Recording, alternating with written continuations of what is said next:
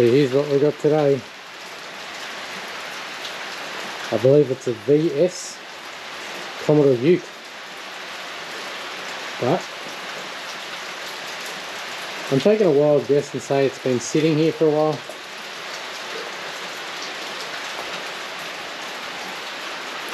Ooh, she's the Olympic model.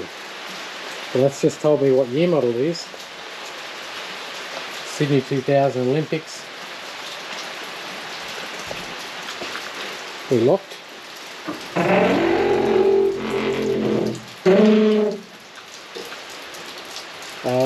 That's not instilling me with a lot of confidence. But ute liner, hardcover, spare wheel, that's a plus. Tow bar. Oh, she got the sporty exhaust tip on her.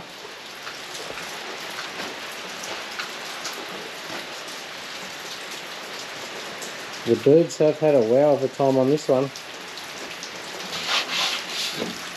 and the paint is pretty much shot. Oh, and then there's that. I think we're going to need that spare tyre. Probably a bit newer than I'm used to, but this one's got a little bit of a story to it, which I'll get into later.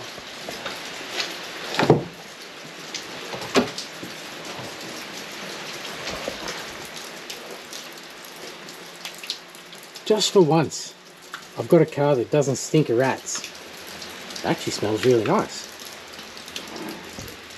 196,999. How about that? That'll come in handy.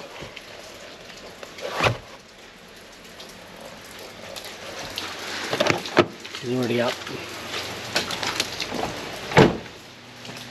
Oh, we might need two spares. Or is that just low profile? But the paint's shot all the way around. Everywhere. Not to worry.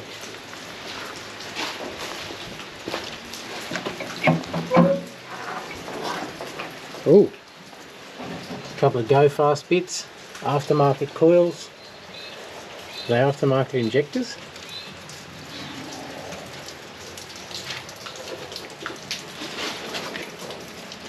It's got a battery, it's got a key. Yes.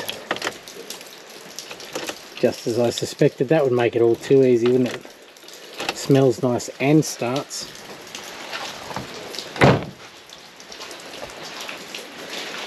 Oh, didn't notice that. Well, that would be that lump in the bonnet.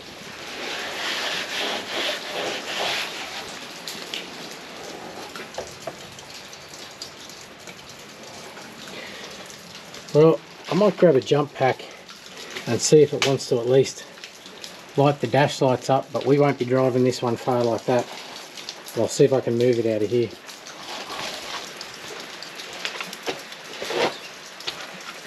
The reason I'm going straight for the throat of this one, I was told, ran when parked. Well, if it ran when it parked, it should run right now, shouldn't it? And if I can get it to drive, even with that, I'll drive it out here and at least be able to get it onto the trailer.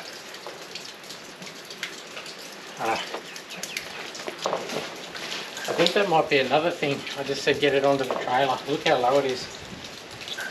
Man, that's going to be hard to get up those ramps. Come on, make it easy on me.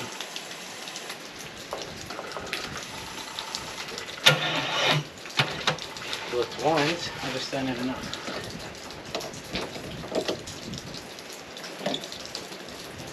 Come on, that's a brand new battery, dude.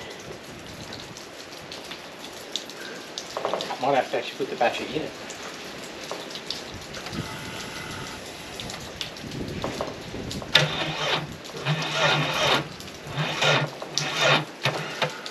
Right. I'll remove the old battery, put the battery in it and see if that makes any difference. It's only connections by the sound of it. Having brought little to no tools, I literally used a pair of cutters as a 10mm. Totally prepared for anything.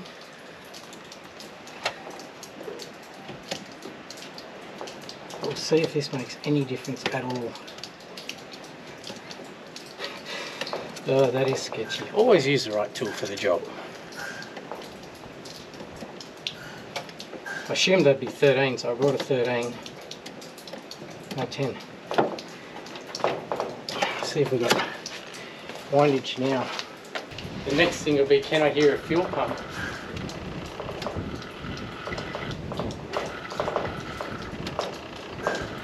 I think I can actually. Come on. Ran when parked.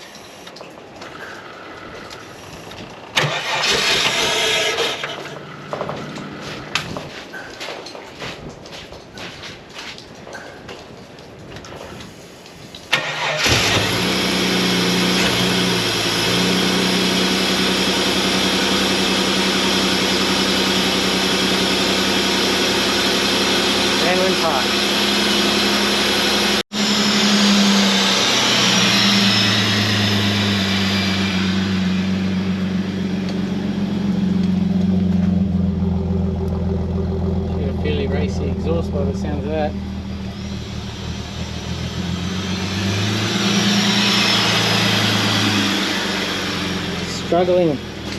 Struggling a little. Has it got any fuel? Oh no, it's telling me no fuel. Right, I'll get him out so I can winch him on.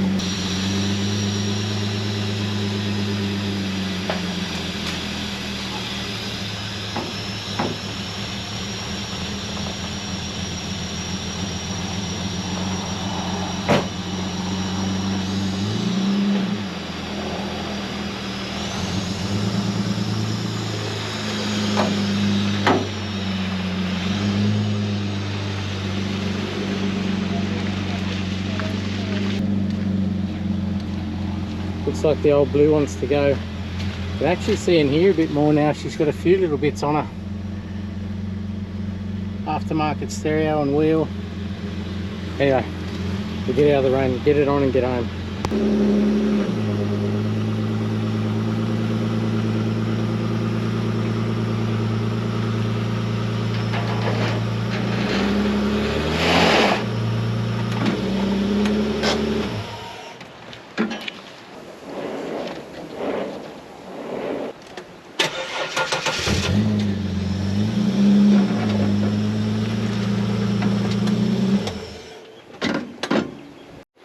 So it's not going to reverse up of its own accord, so I've got the winch on it and just some blocks to try and lift it so that exhaust doesn't dig in. The reason I want to go on reverse is I think I'm going to take that skirt off if I go on forwards. So hopefully if I can get the arse up, then I'll start putting some boards under this to lift the front, and then I'll just go right forward because my trailer is pretty long, so I can end up with the engine directly over the axle. So it'll be all good going on backwards. We just got to get that up a little higher.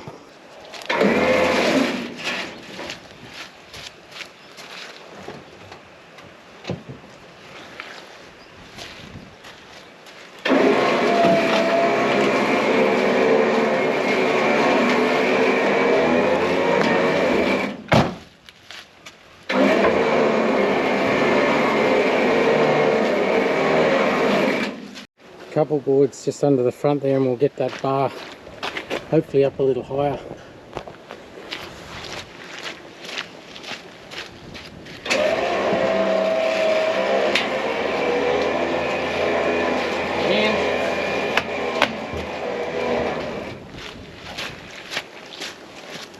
And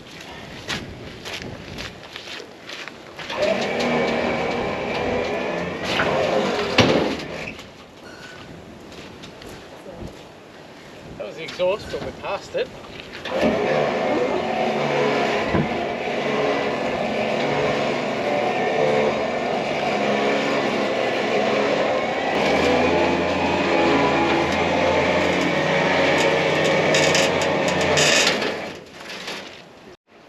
So all loaded up, and I did get him back far enough that the weight's right, so let's get him home and get something done with this one. So ran when parked, check. It definitely ran when it was parked because it's running now. But the story goes, the young lady I bought it off, it was actually her grandfather's ute, and when the suspension was lowered, they said it was like driving a brick, and hence that strut exiting stage left. Clearly something wasn't right in there, whether it's the shocks were not lowered shocks or something like that. But anyway, it was parked to have some work done on it, and then life, just one of those things, life gets in the way. Anyway, it'll get a new life here. I've got some plans for this one, so it might not be a will it run, it already runs, but maybe we'll go down a path that we haven't been down before. Anyway, I'll stop talking and we'll get her home and get started. So let's see how much of this crap we can get off. Literally crap. See what this paint's like. Terrible. You can already see that.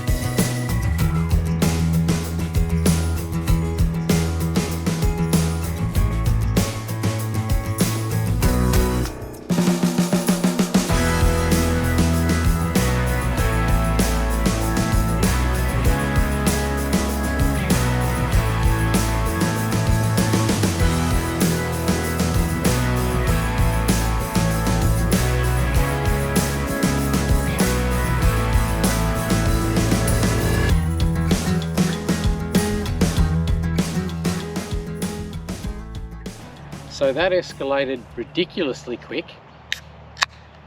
What started as just a wash quickly turned into clean the interior, pull the weather shield off, and yeah, I know they're sexy as and chicks dig them, but I don't need that type of attention, so off it came. Then I thought, what do we do with this paintwork? It was so bad, the clear was actually gone on the roof and the bonnet, to the point where I started scotch brighting it, and I'm bringing blue off. So what I actually did is I started sanding on it. I sanded on it with 1500 initially, went back to a 2000 down the sides, and then wiped it over with a product called Penetrol. I don't even know what this stuff is, but that's what it looks like. Puts a semi sheen on it. It makes patina look really good, but that's not what this one's about. This one doesn't have multiple colors that I want to brighten up and exaggerate the patina. This is actually probably the other way around. I wanted to try and hide the broken down clear a little bit, because it's all blue. There's no primer showing. A few stone chips, whatever. Oh, and where that strut tried to come through the bonnet, there's that. But other than that, it's all blue. So I just wanted to disguise it a little bit with a low sheen, and maybe just get to the hotter months where we can maybe paint it. It's just too cold for paintwork now, so that's how it's staying for a little while. In the morning though, it's all about the suspension. That was supposed to be today, but it got carried away. I'm glad I did though, because geez, that has changed that. Oh, underneath the mold, from the mold down, I didn't penetrol it and I didn't sand it. I just polished it, because that section isn't as exposed to the weather, so it's pretty good. So it's polish on the bottom, 2000 up the side, penetroled all over, 1500 on the two really bad panels. If I had any advice at all, one, penetrol is good. Two, don't use 1500. In the bonnet and the roof, you can see finer scratches, whereas in the side it's just that, you know, I won't say dull finish, but it's just that satiny shine. Is that a word? Satiny shine. a low sheen. How about that? Is that better? Anyway, we'll get into the real stuff in the morning. See you in the morning. So it's now 2 months later. If you've seen previous episodes, you'll know why. We had a bit of a flood come through, and it's only now that I'm starting to catch up. It's taken me 2 months essentially to get back where I thought I should be, which is here. The big issue with this one, obviously, is that strut. The strut that has tried to exit through the bonnet. Penetrol still looks pretty good for 2 months. So that guy right there.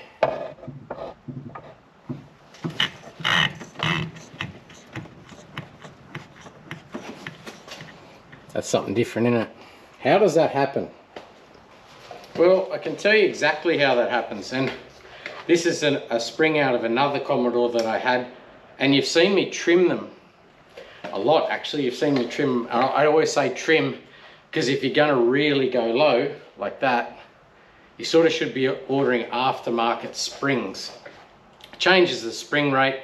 The spring becomes thicker, just so you're not bottoming out. Well, there's the issue. I reckon when I start pulling these apart, they will be stock springs and they will be hacked off like a big amount, because what's actually happened is that's your stock strut, right? Or your stock shock. There's a piston in this bottom, we'll call this the chamber, huh? There's a piston that should theoretically be halfway down the shock. So when you hit a bump, it can move up or down equally.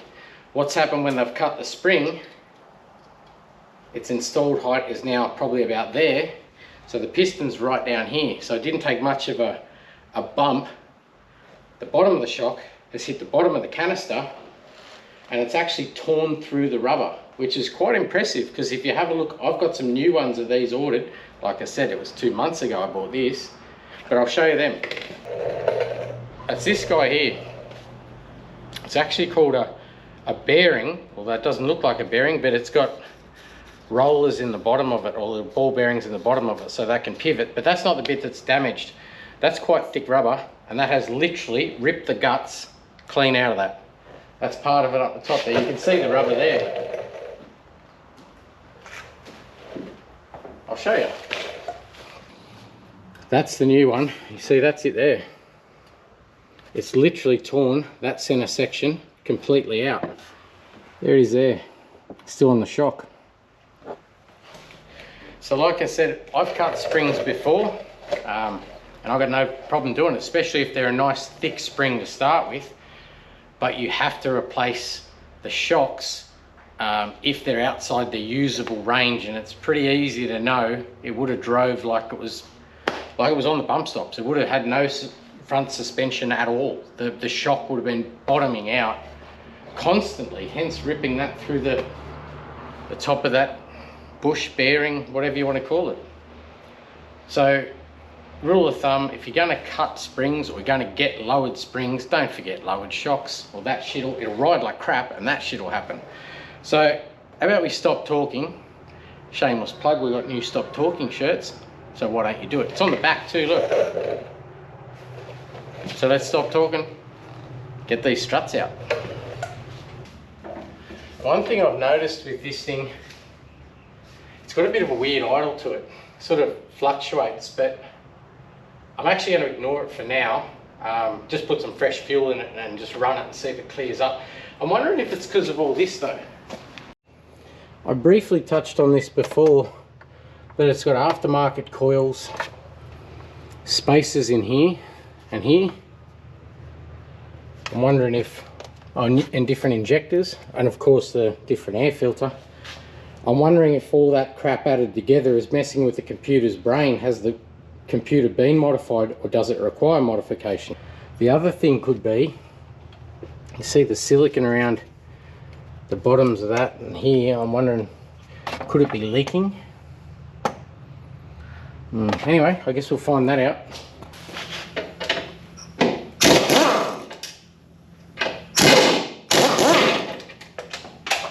Oh, gone forever.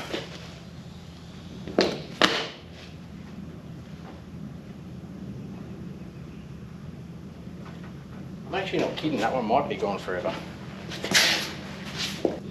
Where do they go? Like, where do they go?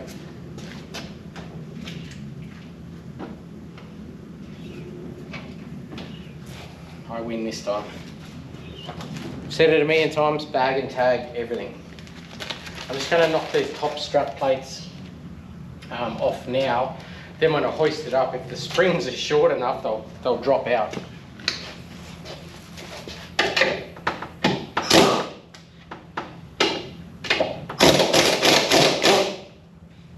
If they're short enough, they'll be short enough.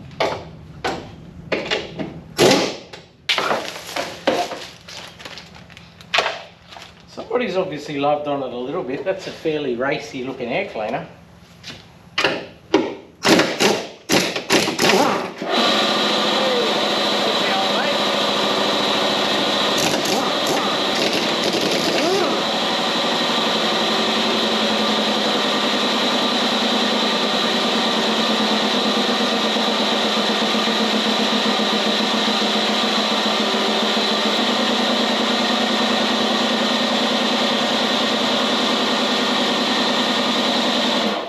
Sorry to put you through listening to that compressor, but he doesn't sound healthy, but he's hanging in there. We have a love affair, a love-hate love affair. Is that such a thing? A love-hate affair? I don't know. It's an affair. They're fairly fancy looking wheels, and they're pretty big too. What are they? I can't find it. 18s. So imagine that, no shocks, 18-inch wheels with a 40 series tyre. You'd taste your own kidneys. Hit a bump, kidney. Or your lower spine, one of the two, or both.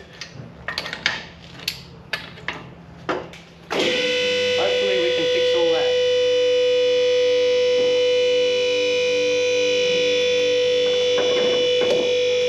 Strut just fell out.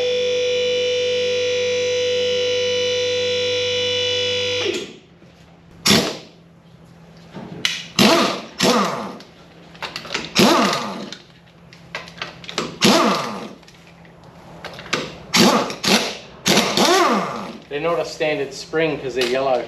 I couldn't see that they were yellow before because it was that low, you couldn't even see spring. There's only 4 wheel nuts. Oh, yeah, because when I got it, it was 2 months ago, I can't remember. When I got it, it had lock nuts on it. And I battled with a set of lock nuts once before, so I got a bit ahead of the game. I smashed them off a while ago. Hey, look at this. She's a race car and I didn't even know. Race car stuff. Geez, I've almost got to eat my words. They are an aftermarket shock. Obviously they weren't low enough or it wouldn't have went through the top of the tower, but that's an aftermarket spring. You can tell thicker at the bottom, thinner at the top, and it's not cut. That doesn't mean the bottom's not cut. I guess we'll have a look at that in a second. We'll get these out. So caliper off, and unbolt here. So hang on, if I unbolt there, do I need that caliper off? Yes, no, I probably don't. Probably don't need the caliper off. Just that brake line. We'll see, I don't actually know. We'll see what we've got to take off. I'm going to start with the brake line, the sway bar mount, and those bolts there, and see if I can't just manipulate it out. Like I said, I'll eat my words a little bit when I say, oh, you got to put lowered shocks in. They might have put lowered shocks in, but they just weren't low enough, clearly, or it wouldn't do that. My God, how long are these? As long as they are, that's how long they are. What could possibly go wrong, right? Nothing. That went flawlessly. I'll show you in 1 second. Well, wasn't a lot to that, really. Can't get to that one though. Spoke too soon. So all I've really done there is remove that sway bar link bolt. So that strut now should lift up off that link bar. that guy just twists and comes out of there, and just took those big bolts out, and I should be able to just pull that hub away from the strut, lift him off that link bar there, and that should come out. Should come out.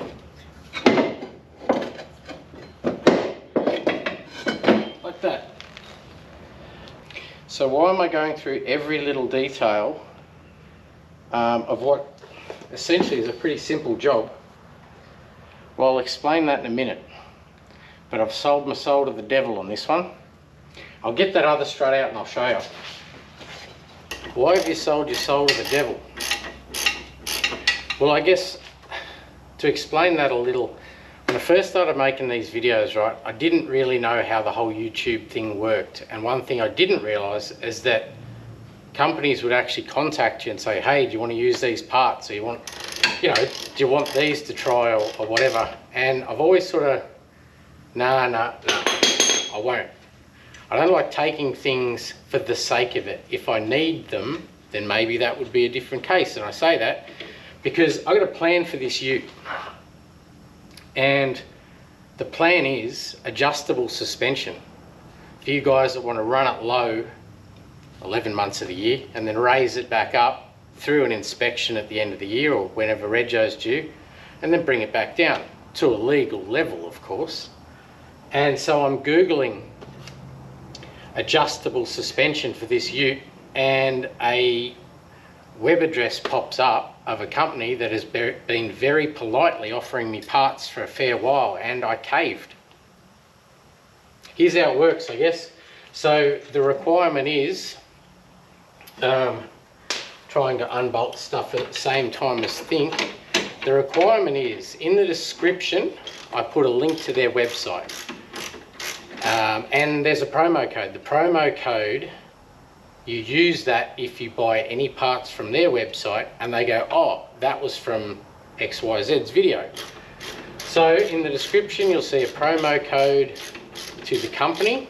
Their name is Max Speeding Rods, and a link to their website. And in 2 seconds, when I get this damn strut out and stop talking, I'll show you them. It's all very new to me. Here's the second part of that story. I probably won't do it again. I say this before I've even fitted them.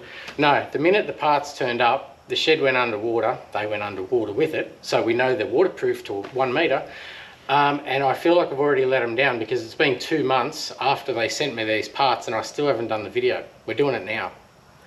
Stop talking, Michael. Just stop talking. Oh. I can't get it out, so that's the end of the video. Dude, it's just a brake line, just get it out.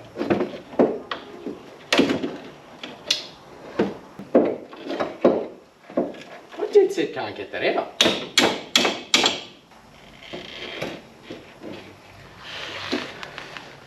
This is doing my head in. Thank God for that. Alright, let's have a look at these parts. So these are the bits. Well, this is one side of the bits. It's an adjustable coilover. That's obviously threaded. So this guy can actually wind up and down.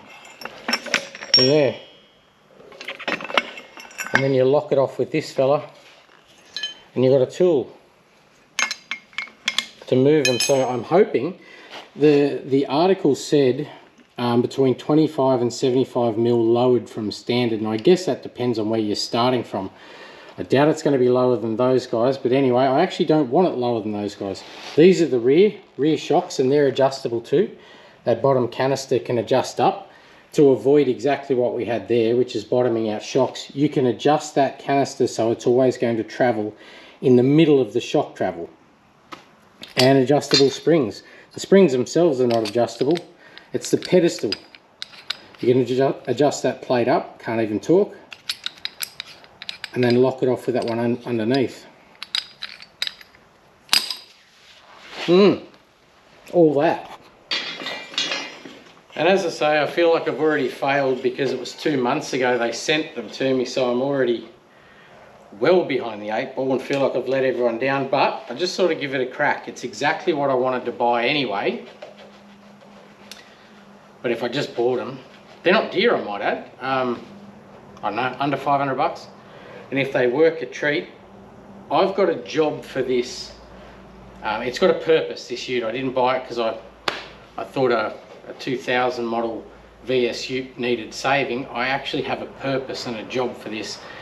And these are probably going to help me get there. But anyway, let's stop talking, get them assembled and see if we can't get them in. I've got to pull these springs off, don't I? And we'll have a look how much shorter that spring has been cut. If it has been cut, like I said, I've almost got to eat my words when I say put lowered shocks when you're cutting springs. Well, they're aftermarket springs and I can't see if they've been cut yet, but they're clearly not lowered shocks. So they weren't bought as a package, I wouldn't imagine, because that shock obviously doesn't work with that spring's ride height. Stop talking. Obviously I'll need this plate, and there's another nut under there, so at this point I don't need compressors. I do need my rattle gun to work though. I'll need that and I'll need that. I wonder if there's a left and a right. Yes, there is. There, right. And that's the one where if you undo that one, the world explodes. But I actually don't think... Oh, there's a little bit of pressure. They're that short that there's almost no pressure on the spring. We'll see. I'll start backing it off and see if I even need to use spring compressors.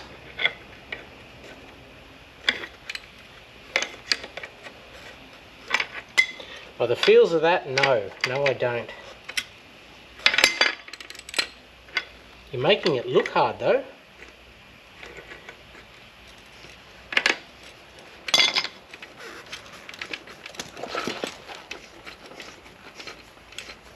I'm going to go out on a limb and say there's zero pressure at all on that spring. And this is the point where I'm going to stop and absolutely check. No, there's still some. There's still a little bit of pressure, so compressors it is. My utmost favourite tool.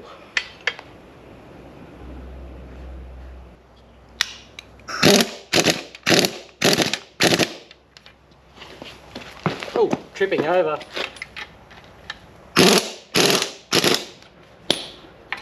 Righto. Off they come. So they're probably the bits I'll need. Obviously that top plate goes on there. I've got new ones of them. Oh look, the bearing's stuck. Give it to me. That zip tied on there, I'll need that too. That's that bearing I was talking about. It's actually got the ability to rotate, I guess, for when you're turning the strut.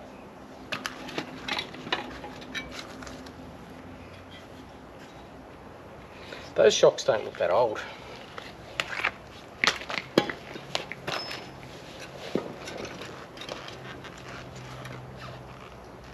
That one's still okay. They're just the wrong ones for the springs, clearly. God, I hate spring compressors. Even that freaked me out a little bit.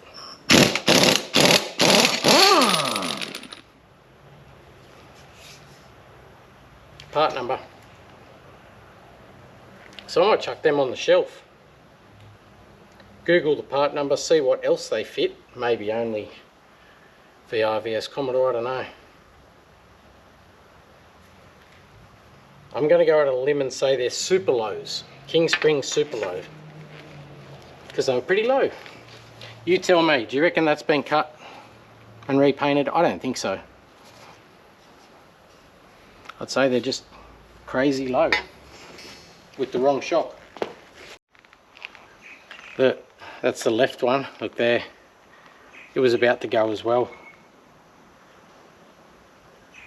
So whoever did lower it actually tried to do the right thing. Put aftermarket springs in it, put new shocks in it. Those shocks are just too long for those springs. That's actually a shame when you try and do something right. Maybe they were advertised wrong, maybe they were advertised as being lowered, but they're just not low enough. So in my typical form, I'm overthinking the shit out of it. And I thought by those shocks being bottomed out really hard constantly, they'd be buggered. They're not, they're fine. Here's why. I reckon it's bottomed out on that.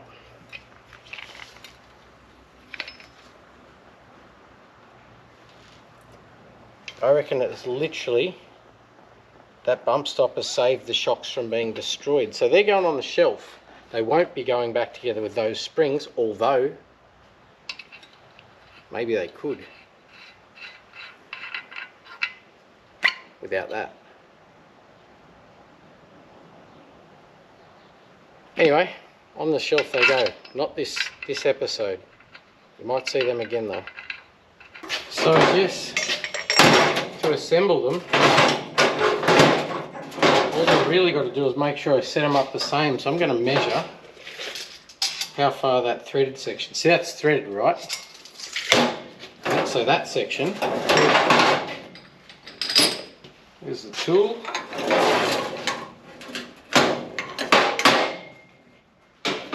Undo your lock nut. That section could screw up or down, and that's your height adjust. And then these ones, once I get the top on the strut, they would adjust up to preload that spring to make it firmer or softer. So for now, if I get that distance right, I'm going to set it up different to what you think. We're not going to go low. I've got to get it passed through rego, and then it's got a job to do, and the job it's got to do is drive up and down dirt roads. This Holden Ute is going back to do some Holden Ute stuff.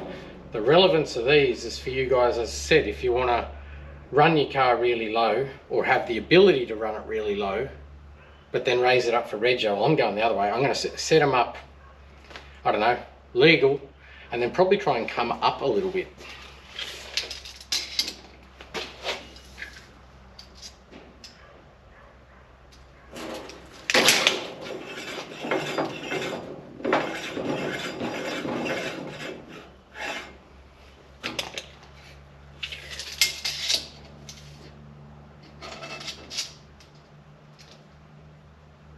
They get miles of adjustment, like miles of adjustment.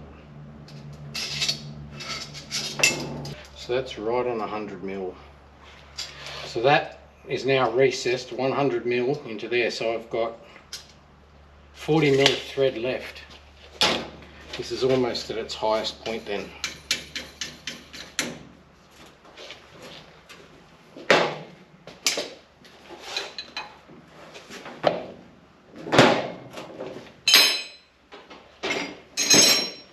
Oh, another thing, adjustable shocks. You can adjust the shock with an Allen key. I honestly don't think that'll be something I'll need to do. It's there if you want to do it. As I said, we're not going race car, although it's got race car brakes. What if it's got them on the rear? Oh, bugger me. I was kind of joking, but it does. I don't know if you can see in there, you'll see it when I knock those wheels off, but they're slotted as well and got all little funky patterns in them. Yeah, that's right. Aftermarket brakes, coilover suspension on a farm ute. Makes sense. That's literally how far I just adjusted that. That would have been 60 mil. So in other words, what I'm saying is if we install this and it's high-ish, I know I can at least get 60 mil difference in them. And then bring these top two down so I can get all the top of the spring put together. So that guy goes on there and sits on top of the spring, and then you've got to have, I guess it'll be that. That's the factory part.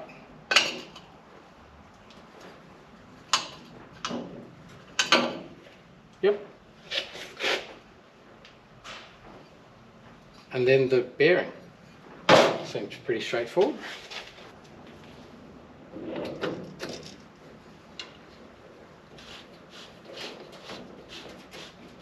Geez, that's going to have to come down a mile. I'm going to fit all that with no preload on the spring and then add some preload, like wind that back up. I'd use the fitting instructions, but that's the manual. Oh, that was upside down, but anyway, that's the manual. It's now a beer coaster because it got wet.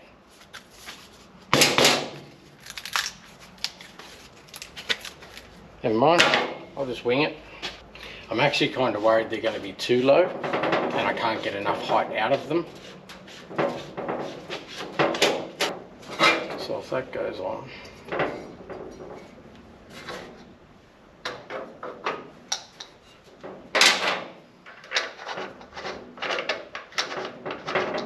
They look racy.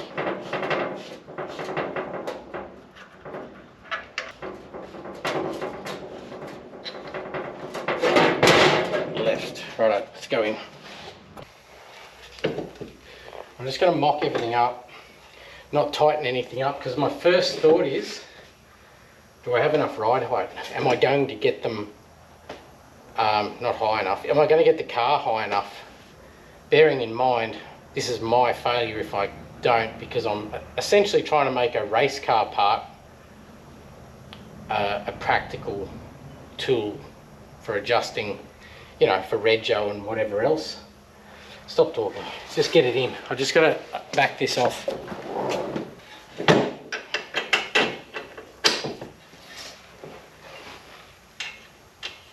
Well, first thought is they fit fine. You'd like to think that's a bit of a prerequisite though, wouldn't you? I've seen some weird aftermarket shit though.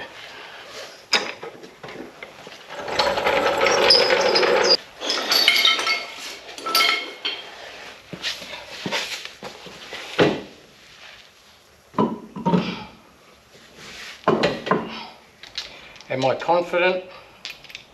Nope, not at all. The only thing I can say is I don't have any preload on that spring yet. And I guess I could preload the hell out of it so that when it sits down on the spring, concentrate on what you're doing, you retard. So when it sits down on the spring, it's not compressing any further. But that would give it a fairly hard ride. Oh, for God's sakes, put the nut on, Michael.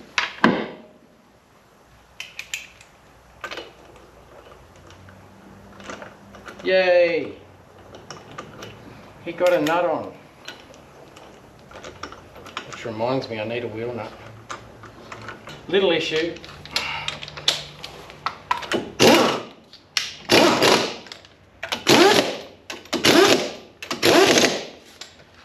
Righto. Let's drop it down, sit on the ground, see what it looks like. If I'm nowhere near it, I might try and tension that spring up. See what we can get out of it. When you think about it, just the weight of the engine is going to compress those springs pretty hard, but I just want to get a guide.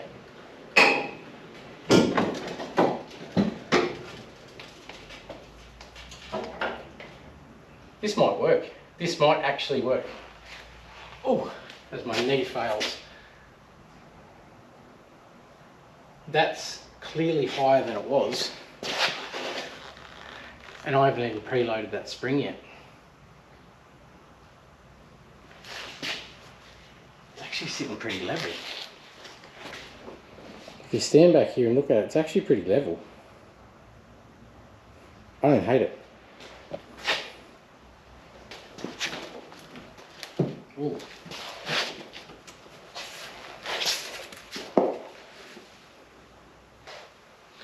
I think that spring is very heavily compressed right now.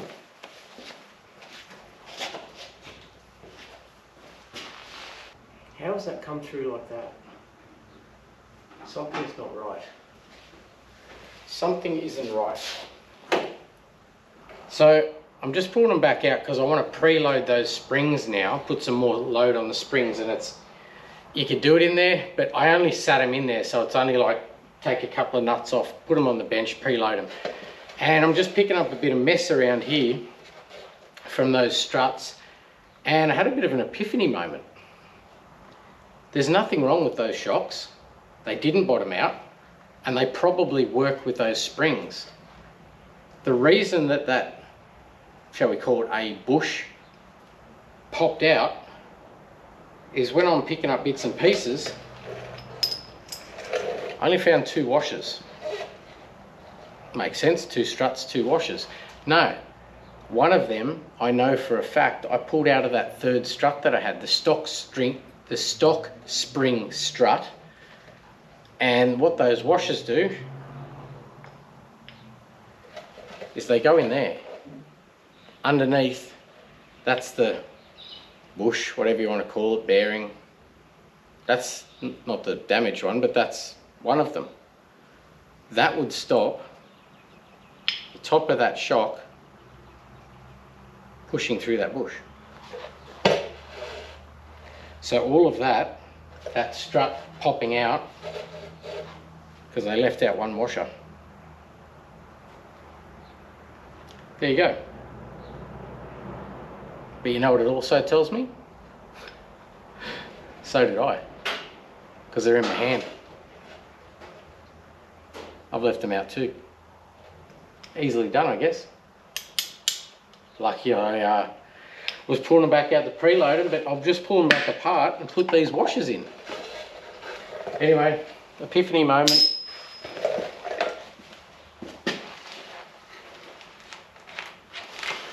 I think they'll work, but I think they're going to have a very, very harsh ride.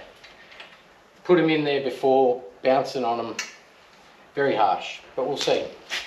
I won't judge them just yet. We'll see. Maybe driving with a little bit of engine weight above it will settle them in.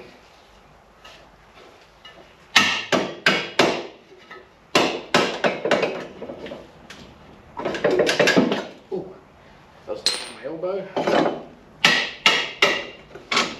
As I said, I only sat them in so I can get them back out. Alright. So now going together with the washers in, I'm just going to measure the thread there.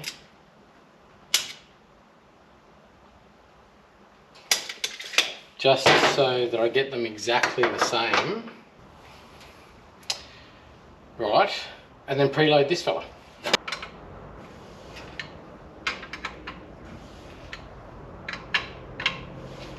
And then I guess I'll just keep measuring that spring from there to there, see what I'm happy with it.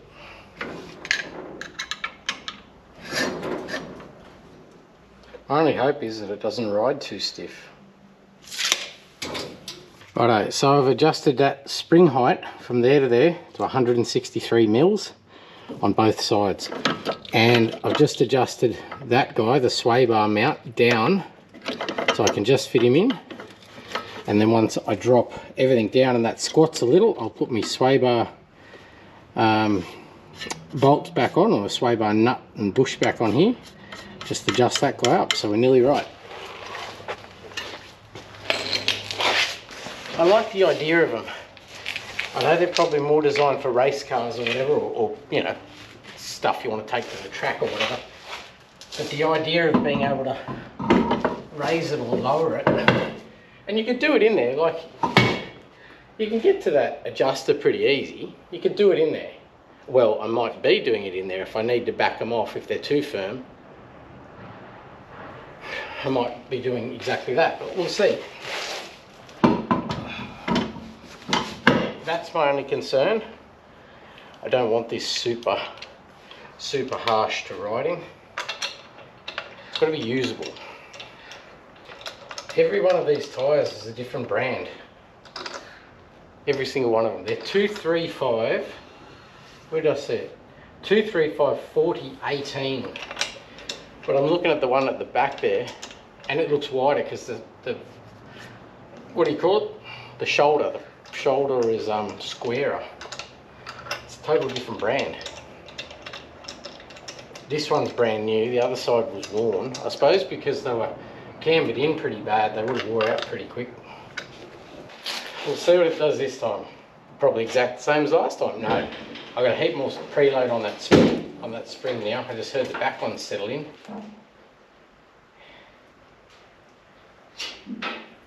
I've got to tell you, that's it's a fair bit of difference. I wonder if that'll settle.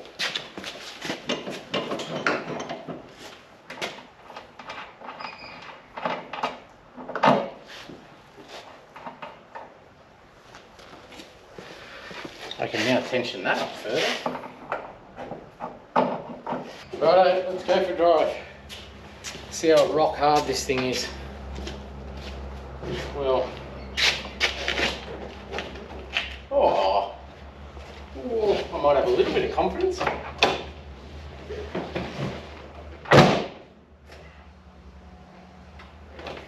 Gotta fix that too, door doesn't shut properly.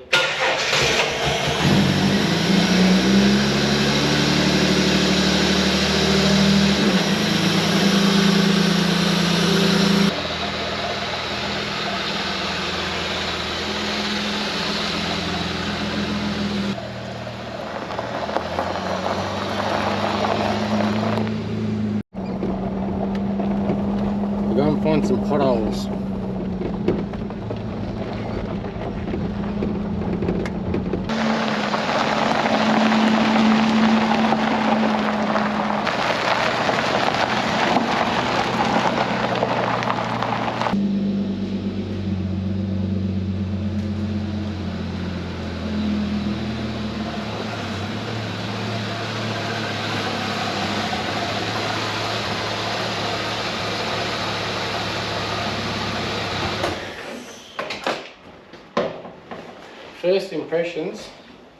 First impressions, I'm not far enough back.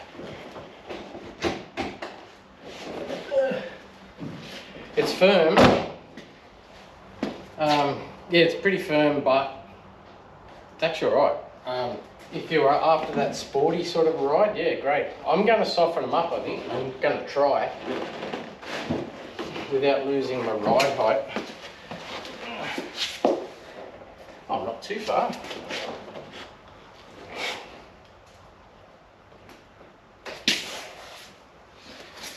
I'm just going to knock those wheels off, take a bit of preload out of those springs. I want to take just enough preload off them to soften them a little without losing any ride height. So that's a good idea. Measure your ride height now. 50 mils to the guard. And that one is slightly more, it's 53. Good enough for me.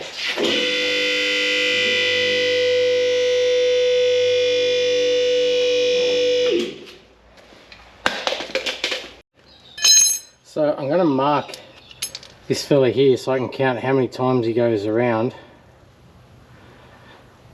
and take a little bit of preload. Hopefully I don't lose any of my ride height. That's right, I need it high. It was pretty flat, so it'd be good. And I've just realised why they give you two tools. So I've wound that one down, get that one on there and lock that one up against that one, and they don't go anywhere. Learn something new as you go. Round two. I'll go and see if it's changed, like ride quality, if it's a bit softer. And when I get back, I'll check the height, because I'll let it settle just while I run through a few potholes. Oh, get out of there. Run through a few potholes and let it settle. It's definitely sporty feel, but I won't be able to tell until I really get down on the highway and, you know, hit some proper bumps. Is it too rough? Don't know.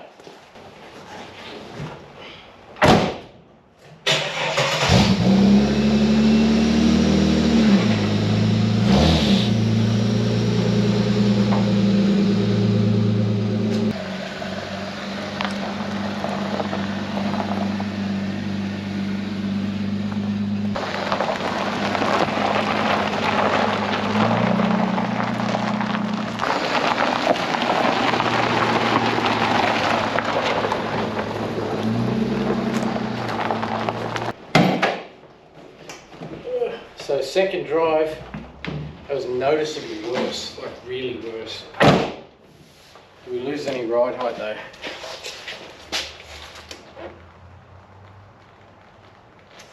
Maybe a millimetre, but it heaps worse, like it felt bouncy. But they've got adjustable shocks as well.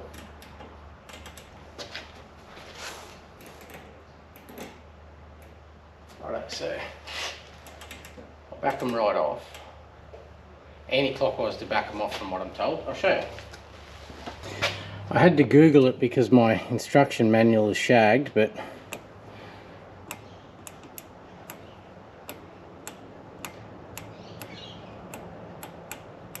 I was 15.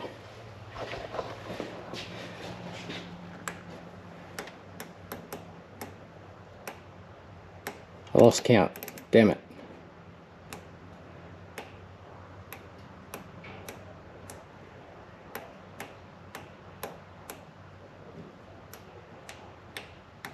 I went a lot at once because I want to go from one extreme to the other, see if it actually makes any difference or whether it's a gimmick, but it felt really bouncy. Oh, that feels worse again.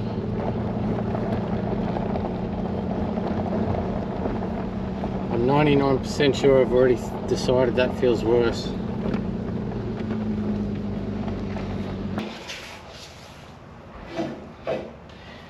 Going completely the wrong way. It's got worse, noticeably worse, which means the adjustability works, but it's got firmer. And I guess in 90% of cases, that's probably what you want. Like if you bought them to put them in a sports car or something you want to take to a track day, you'd probably want it to firm up. I'm going to have to put more spring pressure back on it. I don't know, actually I don't know why that is.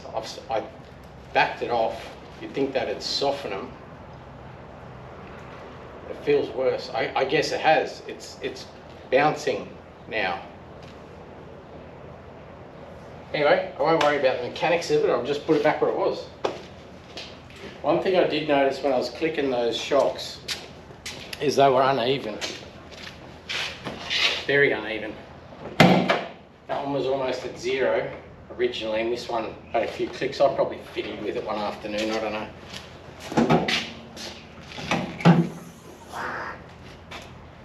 But I can do them first. I'm just going to back them right off. Alright, and I'll put a bit more spring pressure in it. I was going to try and do it without taking the wheel off, just get it off. This episode, all we're doing is taking wheels off. Put them back on again. Taking them off again.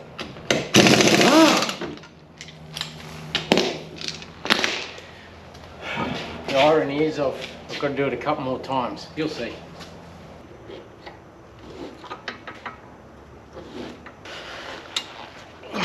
Lock them off. Go for another drive. Alright, take 3. Go again.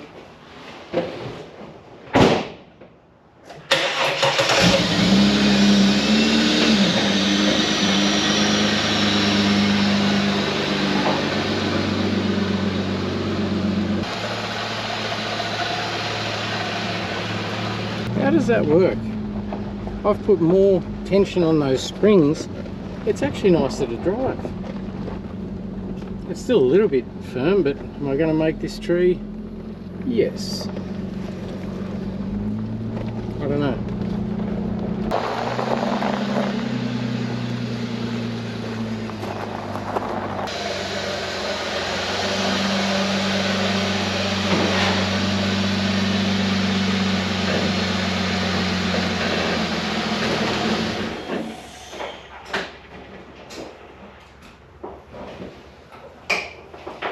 Well, it's better. I don't really get my head around that. Got to fix that door. It's actually doing my head in a little bit. I put more preload on the spring and it's a better ride. Maybe when I backed it off, the spring is softer and the shock was struggling to control it maybe, because it did. It felt harsh, but it felt bouncy as well. Now it's okay, it's still firm. But I've got one more trick up my sleeve for that one.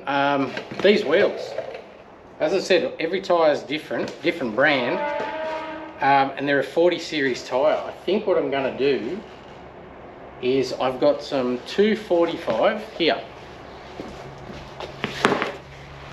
I've got some 245 45 18s.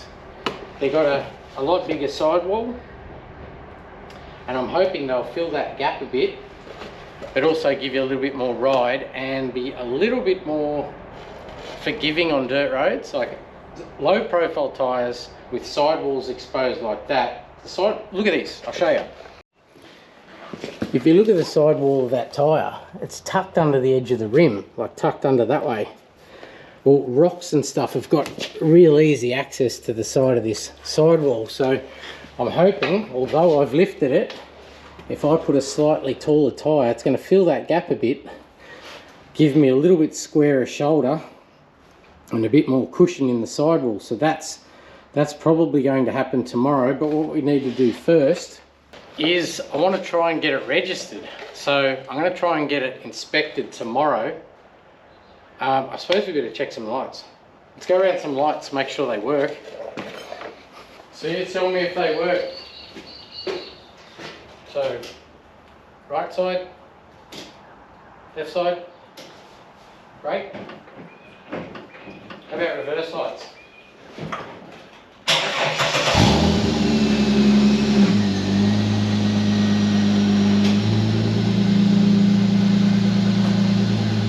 Markers, front.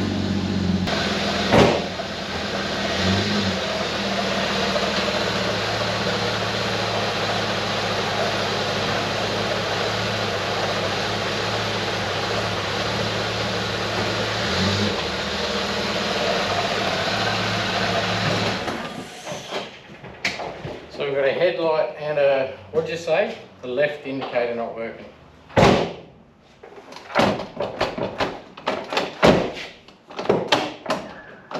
don't think the door's dropped. I think the catch has just gone in from being slammed. Might just adjust this catch out. That's annoying me. I'll get to those bulbs tomorrow with the headlight and that, but I might do this now. Just knock that guy out there, and or just back him off and just drag him out a bit. From slamming, I'd say it's just pushed in, it's not catching. Got to slam it pretty hard. So just back off those little friggers like that, and then drag the whole latch out a fraction.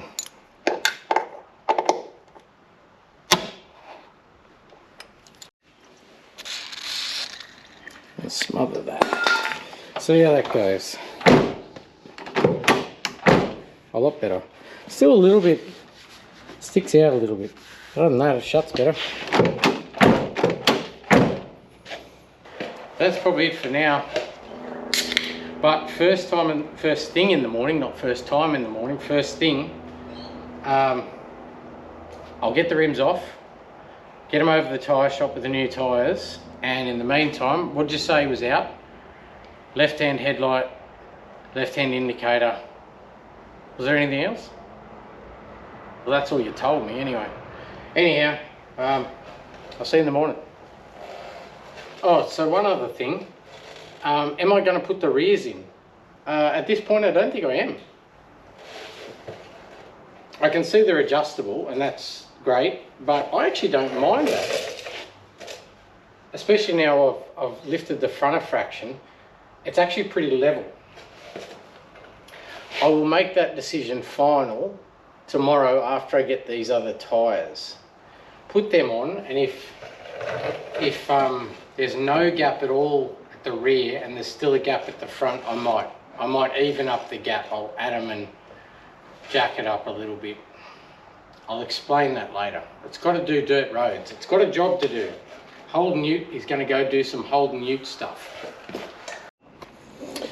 I can't leave it alone, can I? But I've already got the indicator working, and this headlight, do you reckon that's why it's not working? So I've only really got a globe there. Oh, One reverse light you said wasn't working either, did you?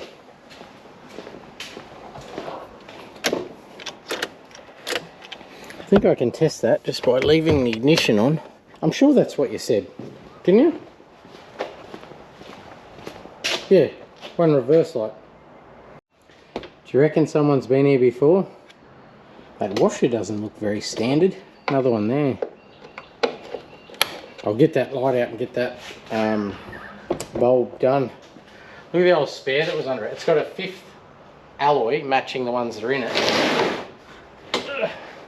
And then an old like VTSS wheel that was underneath it. Useless trivia. You can do whatever you want with that information. I suggest forgetting it. I know I said I'd see you in the morning, but I can't help but fiddle, can I?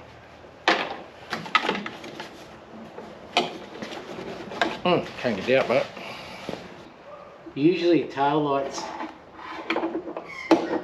just have like locating lugs and you just push them in and then screw them in there, but this one's got one underneath it as well. I'm onto it. Lucky to keep yanking at it.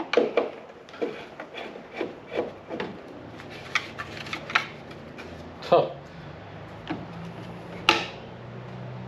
Cloudy as anything. Yeah, that's a reverse light. That's a stop tail globe. Should it have a stop tail globe? Yes, yes it should. Well, I might swap one of them to make sure it's only the globe. I might even have one. It's just a stop tail. Give me a second. I'll have one of them. I am 100% winning today. Not only do I have stop tails, but look.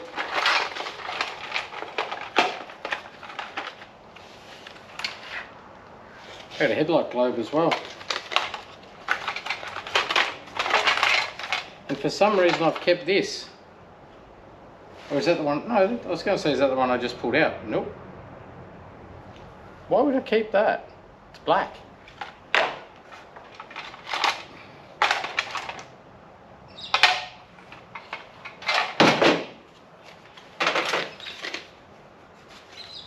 I don't know, why'd I ask you? I'm the one that kept it. Got it. Check that.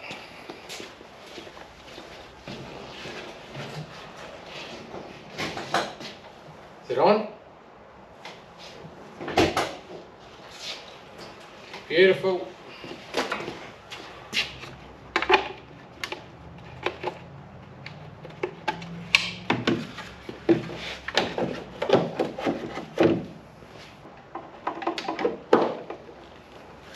I've just realised there should be one up there too. They didn't put it back in. I'd say when they did that dent, broke the light, they just didn't bother taking that off to put a screw back in. Why do I wonder that? Because that's probably what I would have done. In a hurry, don't bother. Oh, it might be different. Doesn't seem to want to fit in. I've got to get a light. Didn't look different.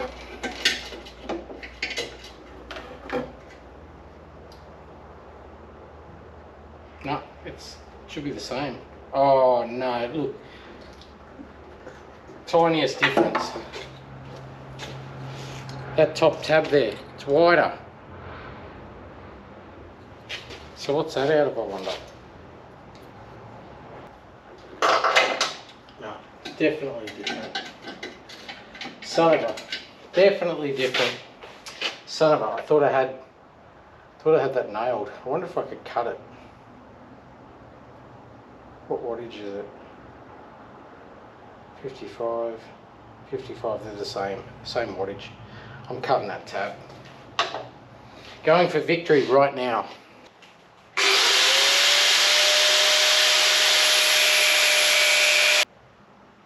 That wasn't a bad guess.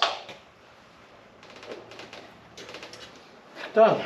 Mental note, when I go to replace that bulb again and I take the numbers off it and take it into the parts store and it's wrong, That's why. I just adapted the wrong bulb to that light. Whatever. See if he works now. 2 headlights, winning. How about high beam?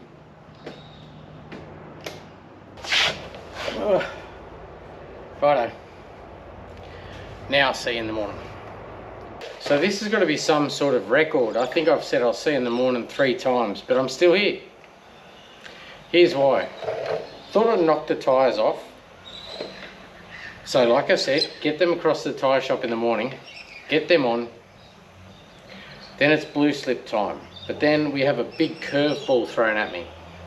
I'm pulling these tyres off and I see this.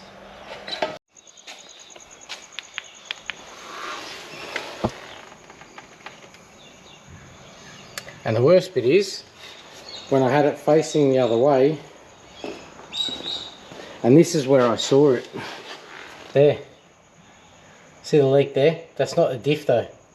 That was when it was facing the other way. The diff's not leaking at all. But I was removing this tyre and going, what is that oil everywhere? There's another patch there.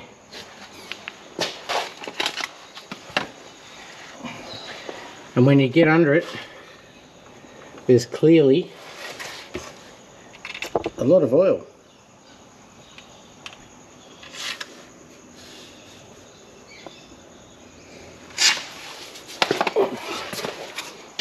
And the first thing you think of when you see the oil all around the bell housing and that sort of thing is rear main, and it's clearly engine oil. But no, it's not.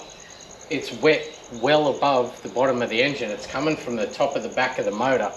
And I thought rocket covers, but look at this.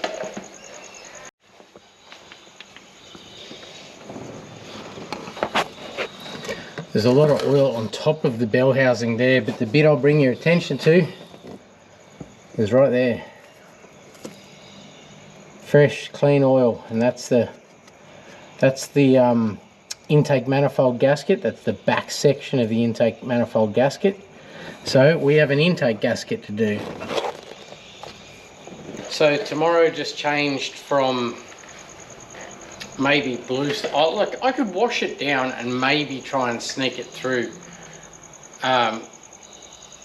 But if they did the brake test and everything first and ran it for long enough, that's leaking pretty bad. Like, I only drove it up and down the lane, and it's a pool at that end and it's covered everywhere.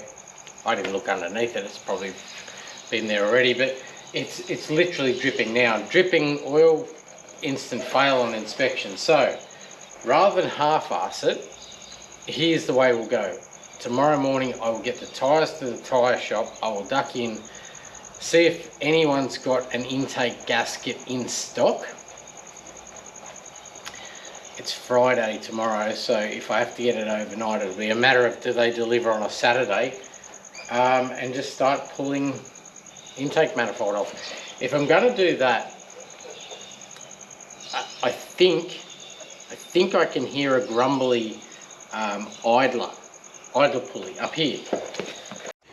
One of these little fellas, I reckon I can hear one of them with a bit of a growl, almost as if it's, you know, the bearing's on its way out. So I might order a couple of them as well. If I'm going to go to the extent of pulling all of this off, there, right there, I've got to take the belt off, and I assume I've got to take the belt off. That alternator will probably have to come off.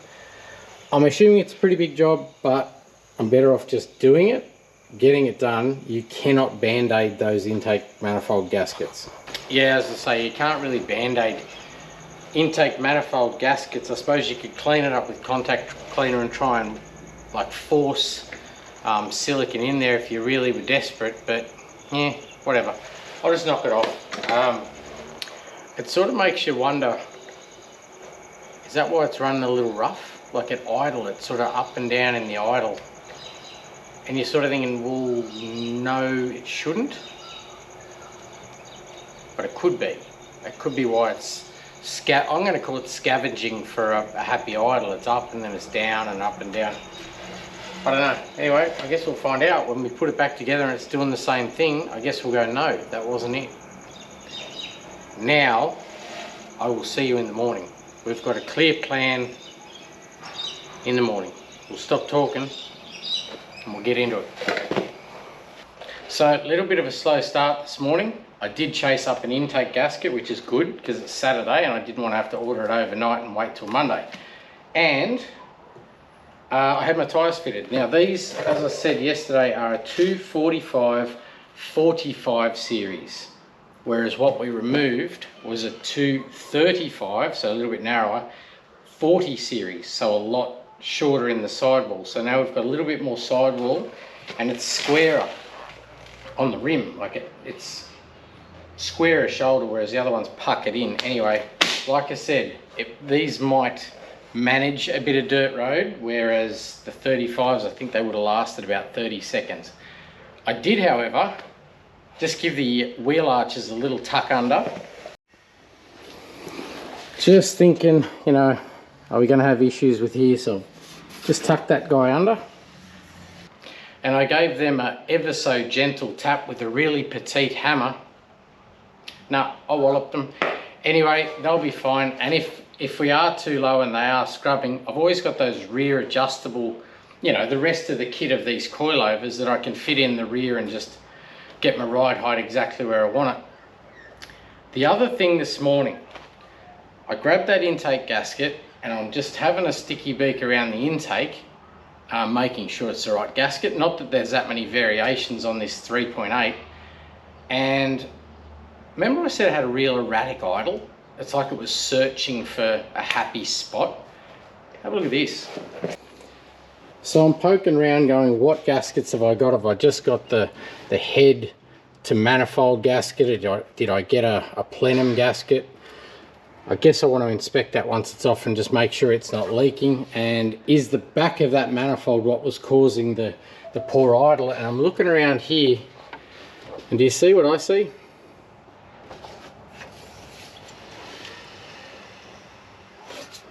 Do you see it now? There's a pipe going to nowhere, absolutely nowhere. And so that would be a fairly substantial vacuum leak. So I'd say that's where our idle is getting its extra air from and struggling to figure out what's going on. So why won't that start? What? Apparently we've got other issues now.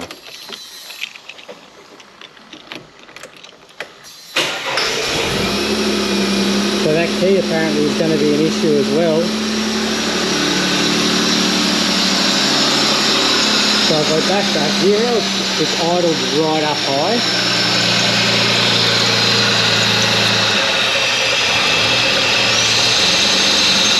It might take a second to correct itself.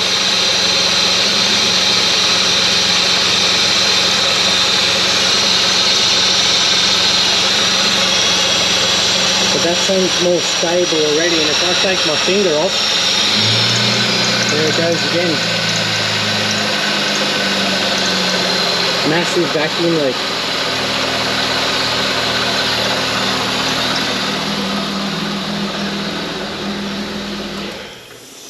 So we're starting to work out a few little issues with this guy. These immobilizers have little touch pads around that ignition barrel there, just there. I don't know if you can see that, I'll show you a bit later. But sometimes they need bending out because that didn't even want to start then. Yeah, it's going to start now, but maybe it's going to start now, but anyway. And we can refer to our other VS to figure out where that should be going, and that is running straight down there, headed that way to the back of the manifold somewhere. Anyway, I guess we'll figure it out when we get the other manifold off. Yeah, that's why you need two of everything, or multiples of every car. It's like, how am I going to fix this one if I don't have another one to refer to? I don't know, a service manual. But anyway, there's a few here is all I'm saying. I'm an overachiever. So let's stop dicking about and start digging into this manifold. The other things I grabbed, only because they were in stock, was a couple of idler pulleys. I can sort of hear a grumbling up the front. Yeah, so that's the top one. I haven't even gotten to the maintenance side of it, like the oils and filters. That's that top bearing. Oh, that's smaller. Won't matter, it's only an idler. And then this guy, but this guy's come as, I wonder why. It's come like that, the whole thing. Anyway, so idler bearings, all this will have to come off anyway, I guess. So we'll chuck, once the belt's off, we'll chuck those idler pulleys on, tear into a manifold. I wonder how much it's got to come off. Gonna find out.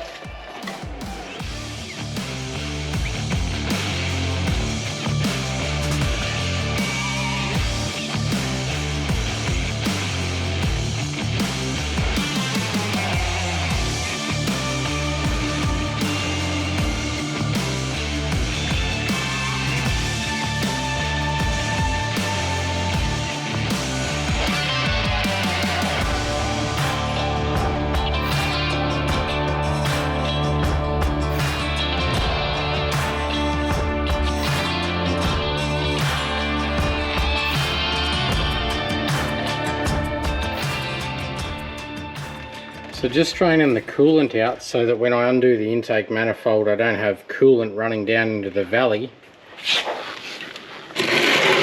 And that's all I got. So I'm going to say we also have a coolant leak to add to our ran when parked. Vacuum leak, intake oil leak, and somewhere there's a coolant leak. The problem is if I don't actually see it, I guess when I put it back together we'll have to find it. So I'm pretty sure I've got all of our manifold bolts out. I've got 12 little bolts from here, 6 on each side, and I just pulled the gasket to make sure that I haven't missed one, and it looks pretty right. So I think I've got them all,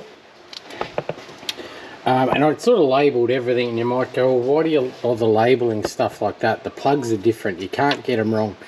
It's a bit like this, stuff like that. I haven't labelled what it is. It's more so just to catch your eye.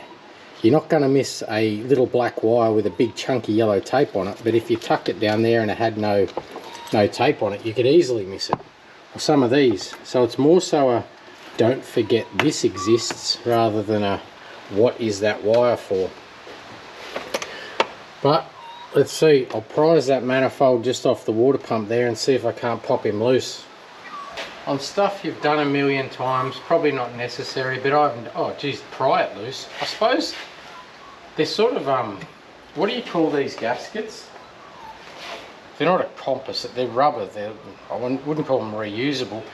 I was expecting that to be like an old Chevy where you've really got to prise the manifold off. But no, there's no silicone, so I guess it just lifts off. I didn't even put any pressure on.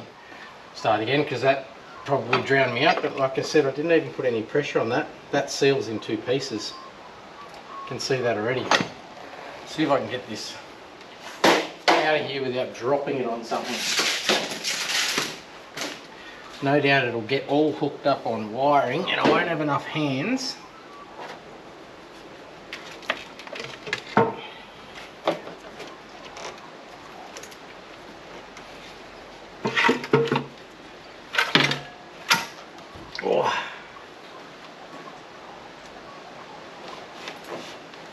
Oh, yeah, have a look at this.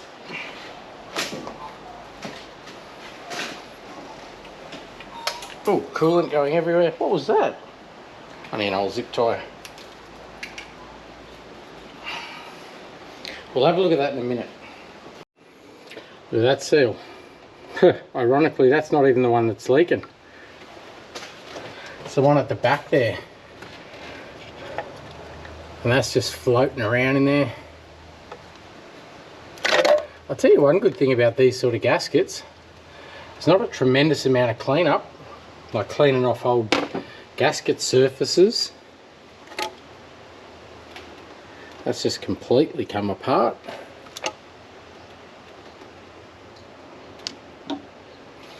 That's our bad boy, and it was that end that was broken and leaking.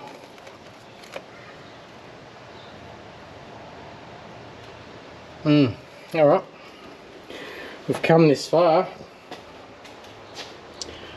I'll give him a bit of a clean up. What's that gunk? Just a bit of corrosion, nothing to see here. I don't know if that's been that well looked after. You reckon? It's a bit black in there.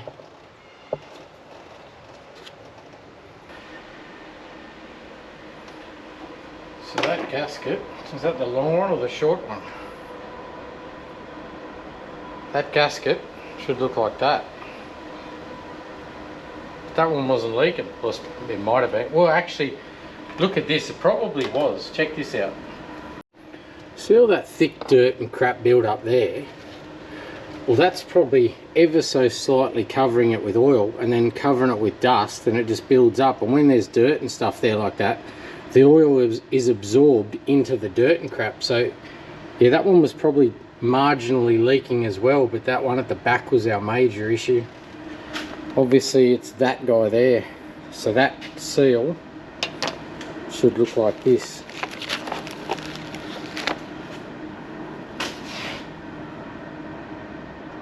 And it doesn't. See if I can wipe all these surfaces down. Maybe go across some of those, the cylinder head faces with a little bit of, with a razor blade first, then a little bit of cleaner. Just clean him down. Anyone know if they're the original gaskets? Have they been done before? Are they the original colours? You Ecotech V6 gurus? That really is one benefit of those type of gaskets, eh? That's nearly cleaned already, ready to go. A little bit of carbon build up around the openings, and that's about it. And now it's going to rain on me. And the manifold itself, other than still being full of fuel, it's not that corroded or anything. I was expecting to see a heap of corrosion here.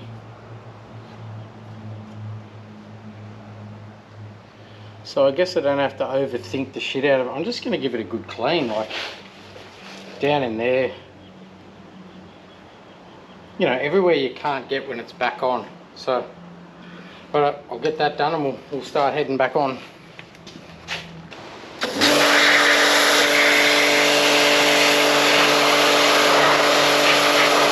I reckon I'm going to pull this manifold apart, eh? I don't like that silicon. Like, I really don't like that silicon.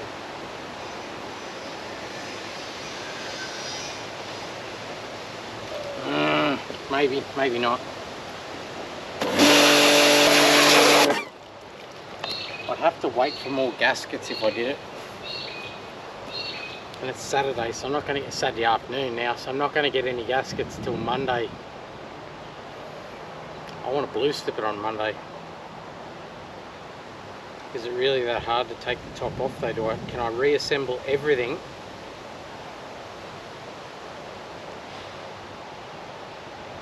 Can.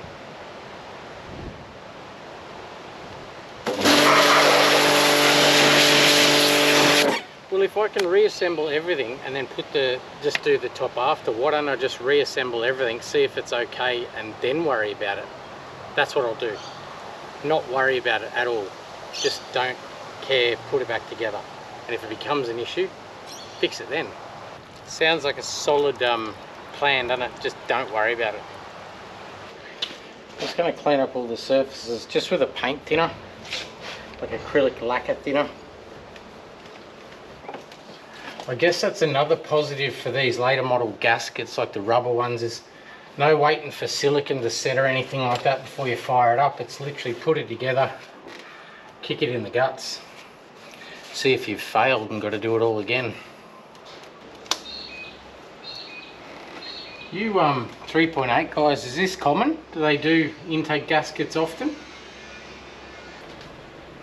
Alright, this could get weird then. Commence weirdness.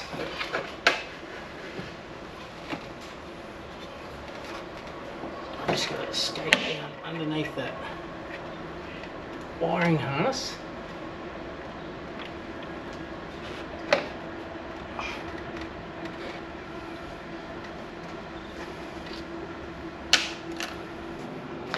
Let's get a bolt, see if I can line it up with a bolt.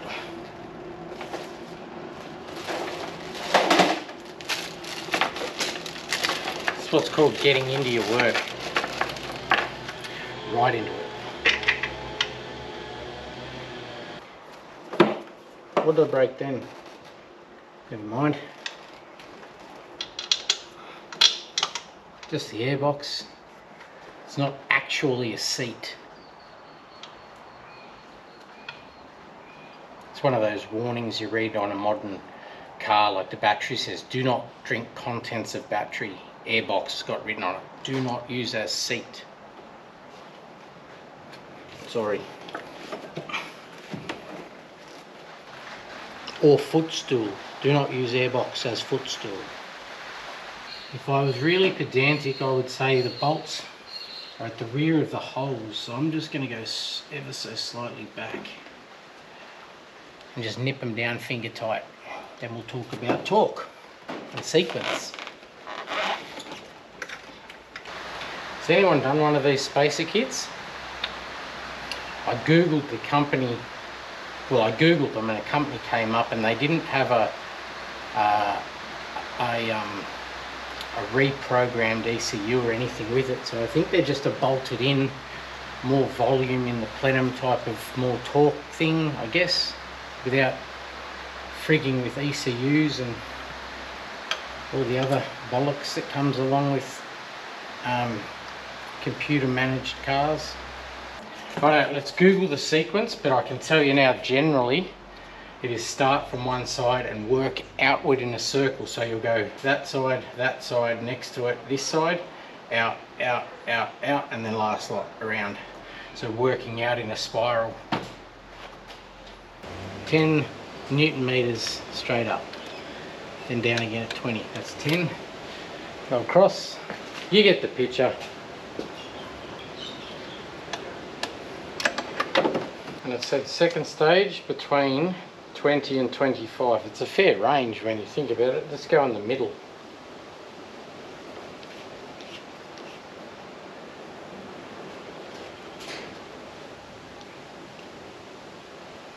I made that look like it was hard work, didn't I? It wasn't, I was just concentrating. That's the look on my head when I'm concentrating. Righto. And remember, when you're done with your torque wrenches, back them off. Otherwise they lose tension and you get shit torque. And I've said it before, but no one likes shit torque. We are nearly there. Nearly there.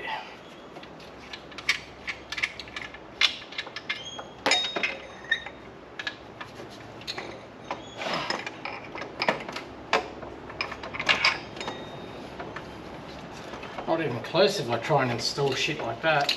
Jamming wires up everywhere. Don't ruin it now. Throttle body done. Nope, that way. What else we got? Idler pulley ×2. Belt. Any parts left over? No. Idler pulleys and belts when they're there. As I say, I could hear one of these idler bearings were grumbling at me. Hopefully I'll find it and show you exactly what I mean.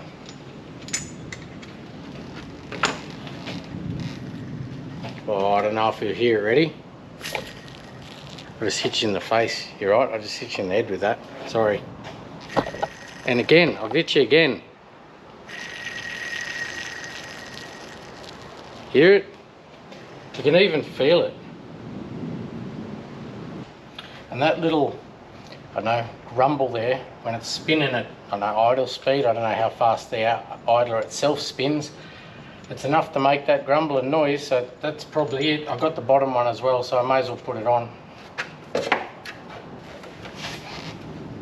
Oh, jeez, that was tight. She's not going to come off without a fight, this one.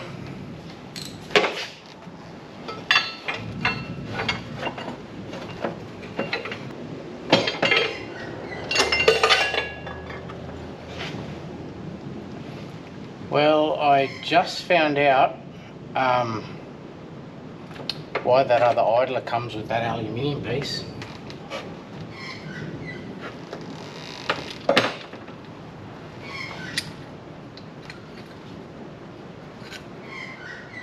I just snapped it. Snapped the head clean off it, barely even put any pressure on it at all. Oh, but lucky I changed it. Can you hear that one? It's worse than the other one. So I'm like, why did it come with that bit? Because that bit is now in there.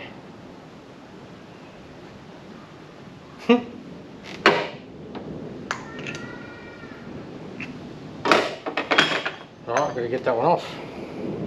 3 bolts.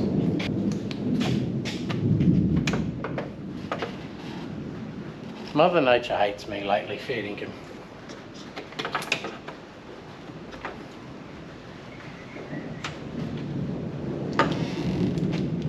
Have a listen to it rolling in. I don't know if you can hear that, but I think we're in for a hell of a storm in 10 minutes.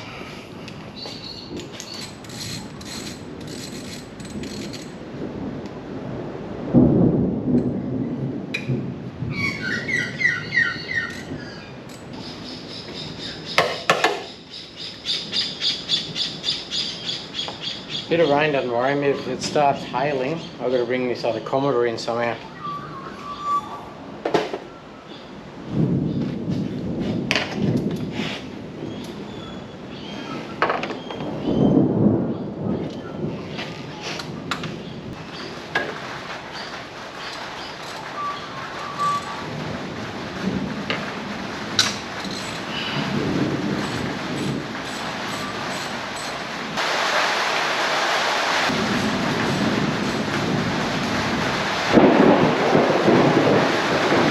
That made me jump.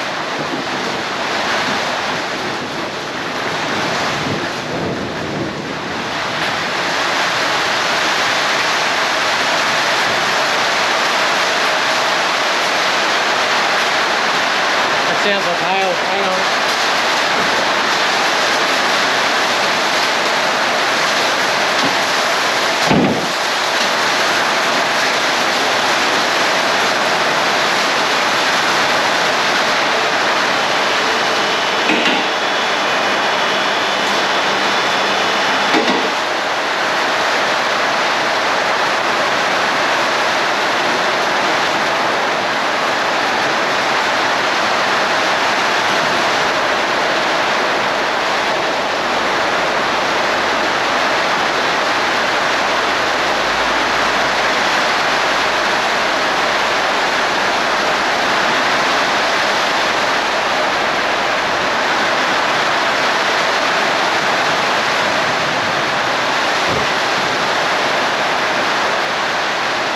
It's not big hail, but it's hail.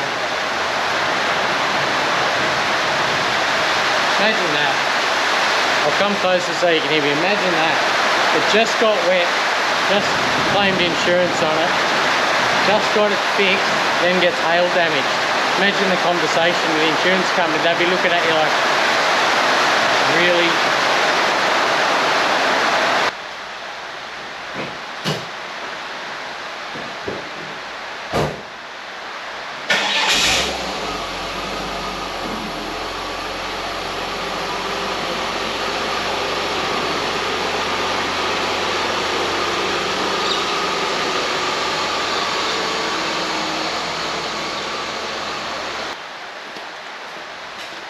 Probably a complete overreaction, but just imagine if that hail damaged that Commodore. Man, it's been through some shit. It ended up being tiny and it didn't last for long. The rain's just about over. Just my luck though. Righto, so we've got that one idler bracket and a belt to go, and we get to fire it and see if it made any difference at all. Of course it will. I plugged that vacuum leak with my finger that if nothing else. See if we still leak oil, probably.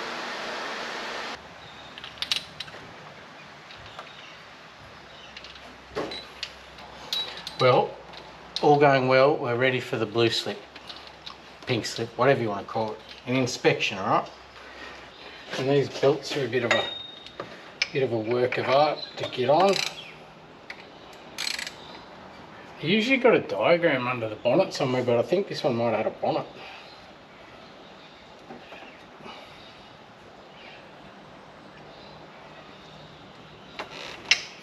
That's why it doesn't matter that pulley's not a little bit smaller. That tensioner takes it all up. Just make sure we've got everything running in the grooves. There's a fair bit going on there. So it's like under that aircon, over that idler, under the balancer, up and around the water pump, to another idler or the tensioner, power steering pump, back up to the alternator, then across the top of that idler. There's some shit going on.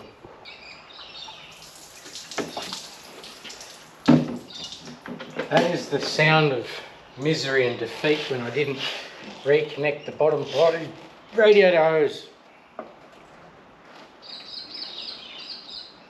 Didn't have much coolant left either, just tipped it all over the floor. It's one thing that could stop us for our inspection. Massive coolant leak, I haven't found that yet. There was basically no coolant in that car when I drained it. That's right, I'm going to reuse what I drained out of it.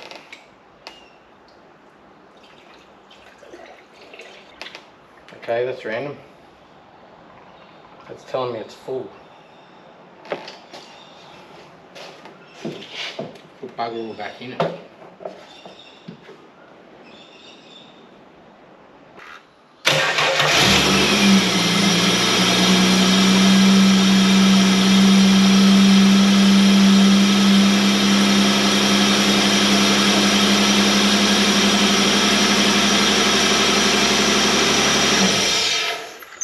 Except an enormous fuel leak. I didn't even undo that. I could smell fuel. It is belting out that hose there out of the back. I guess that's the pressure regulator. I took it off at that fitting, but when I've swung it away, I think it was still attached to the manifold. I bet you I've cracked it or something. It's probably old and brittle. Oh geez, I can even feel that crack. There you go, I just snapped it off. So it's split right through. Right, one more thing. Better than it's now than Monday. It looks like it's just pushed on, like a push-on barb. I should be able to just shorten it and push it back on. So all it is cut that little end off, get a new piece, or get a fresh section and just push that back onto that regulator. So hopefully now it won't spew everywhere. You watch that, I'll turn the key on. Watch there, see if it spews everywhere. No. How about when I fire it?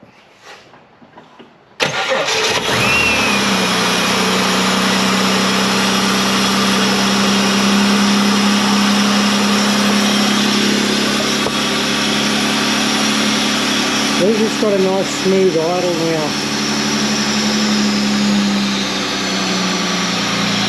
That idle's smooth right out now. It's not hunting. You know, it's like up and then down, and that's our vacuum leak running around the back there to the vacuum port there.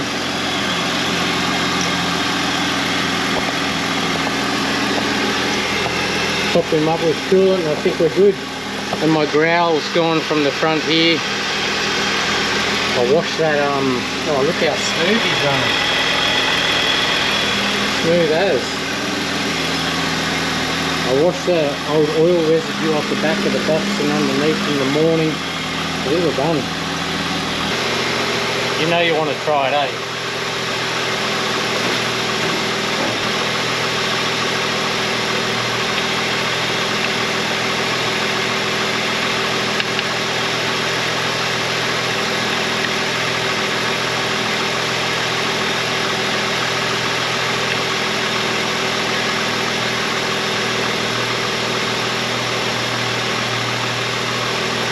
50-cent piece. It's hanging in there.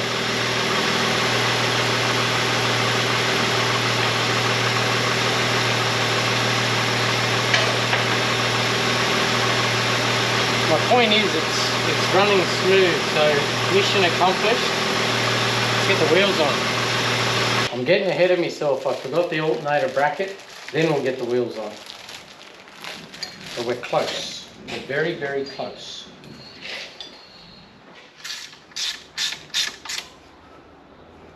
All right, now wheels on.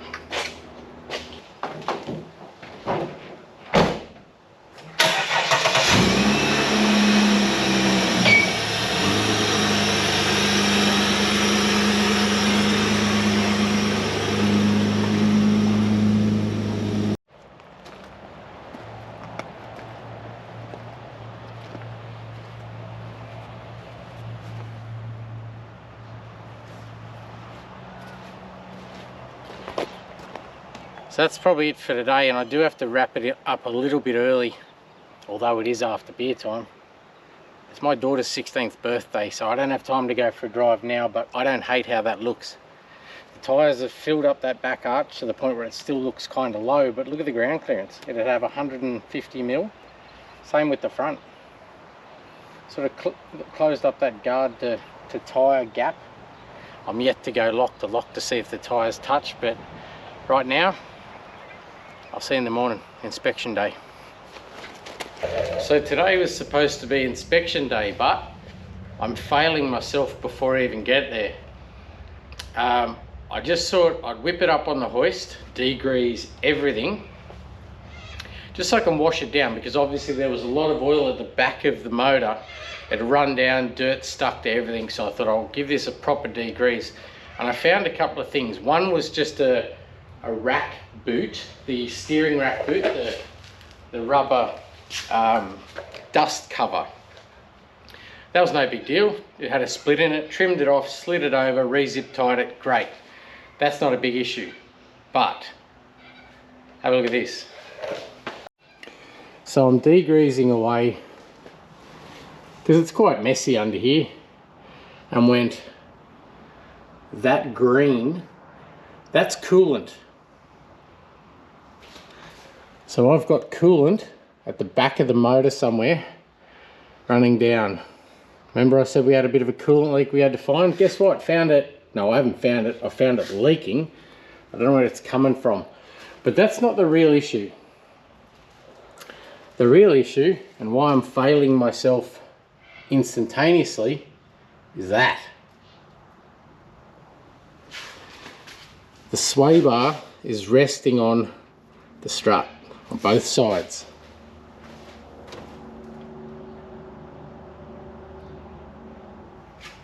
Now I can explain that. These are designed to be a lot lower. If you remember, I've adjusted them right up. I've got a lot of clearance. They're about as low as they can go. If that was adjusted up, it would actually be up here and it would clear it. So is that the fault of the product? No, it's the way I'm trying to use it.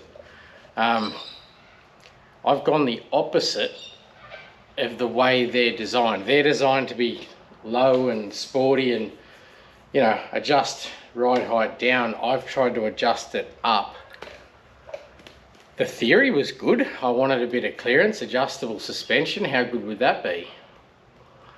But I think I'm trying to go outside the scope of that product, and therefore, what is my assessment of them? They'll work, they'll be fine if you use them for their intended purpose, and that is, I don't know, a sporty ride, street car, drift car, track car, whichever. They'd work perfectly.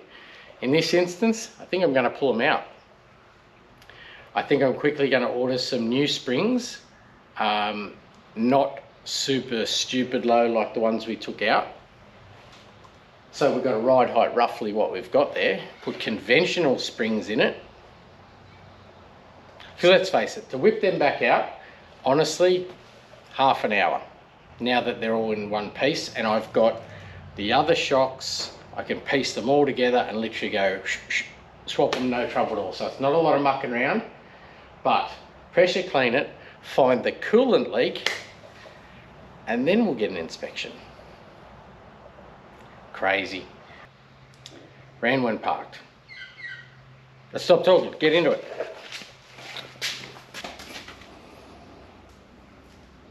So I can see coolant up in there where my light is, and also up there. So it's coming down at the back of the motor somewhere.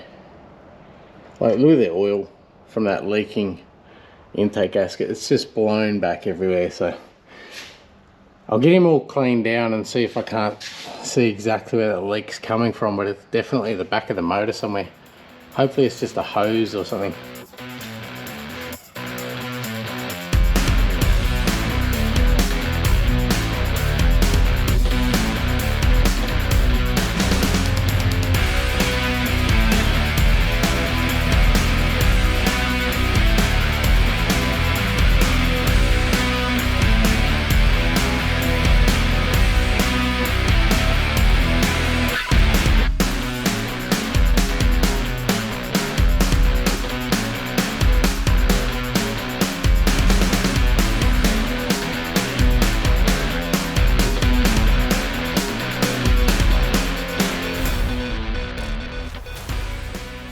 So I've left that running the whole time I've pressure cleaned that, and I'm starting to wonder, did I jump the gun on the old coolant leak?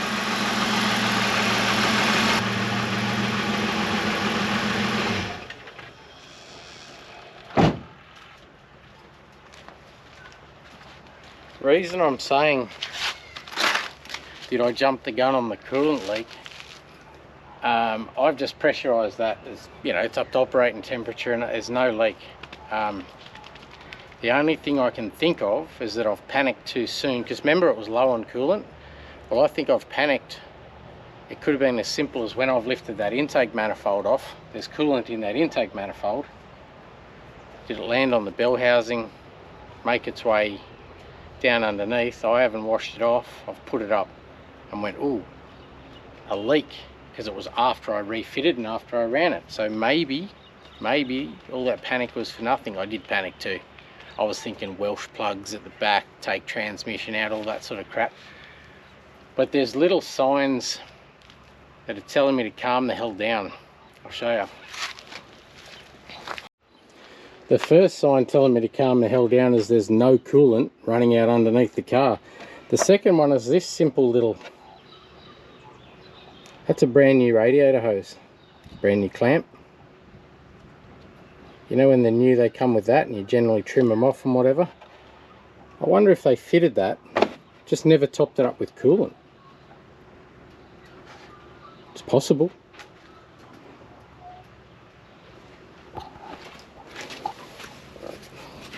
Because I've got nothing coming out under that bell housing.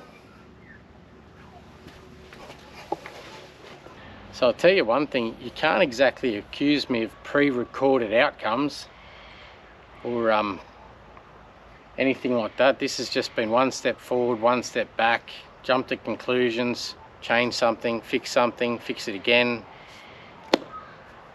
Oh well, it's where reality collides with YouTube, I guess. So if I jump the gun on that, maybe I'll just play that one by ear, but I am going to I'm going to order some front springs. Have I failed with those coilovers? The coilovers are not a fail. They'd work all right in a drift car, track car, or something you wanted stupidly low. Like I could adjust that 100mm plus lower, and technically it wouldn't change the spring rate and the shock rate, because you're not adjusting it in the spring as you normally control your ride height in the spring. You're not. It's that bottom section that screws up or screws down. So essentially you could have the same spring rate at this height as you could as, you know, low in the weeds type of load. But I think I've overcomplicated that tremendously, and there's always the thing there hitting on the sway bar, because I've got them adjusted right up as high as they'll go. So back to conventional springs, I'll order them now. I've actually got to go back to work, but when I finish in a couple of days, the spring should be here, and I'll whip them in and I think we're pretty much done, as long as that doesn't leak again. Anyway, you're rambling now. I'll see you in the morning, kind of. Okay, so I've got springs. I did order rears as well, just in case these guys make it sit a little bit higher than I want. Then I'm actually going to lift the back up to match it, not cut these and drop it down. I won't put you back through the whole process of removing the struts again, because we've already done that. But anyway, hopefully at the end for you Commodore guys, I could go, well, here's the part number, it's at that height. Here's the other part number, it's at that height. Because when you're ordering springs, it always says like 50 mil lower than standard or 30 mil lower than standard. But are we all starting at the same spot, same height? That's what makes it kind of tricky, I guess. And then you're trying to trim them and whatever else. But if I'm doing it the other way, I could literally say, well, that's the original spring when we got it, that was in it, that's the part number, that's the height it's at. Now I've got that part number in there, and that's the height it's at, and then of course there's the coilovers. All right, too many words in this episode, way too many words. Let's just get the struts in.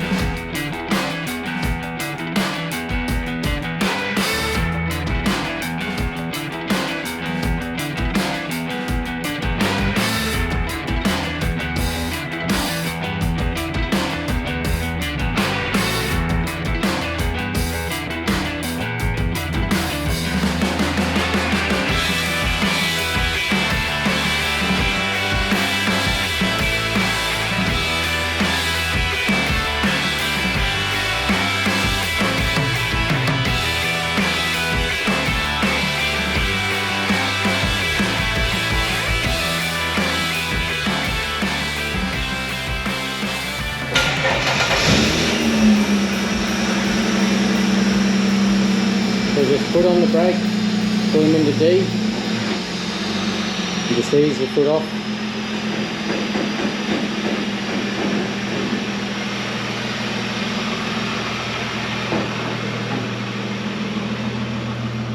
I've got my little helper with me today, so he's going to run it around the yard and see if we can't settle those springs in a bit.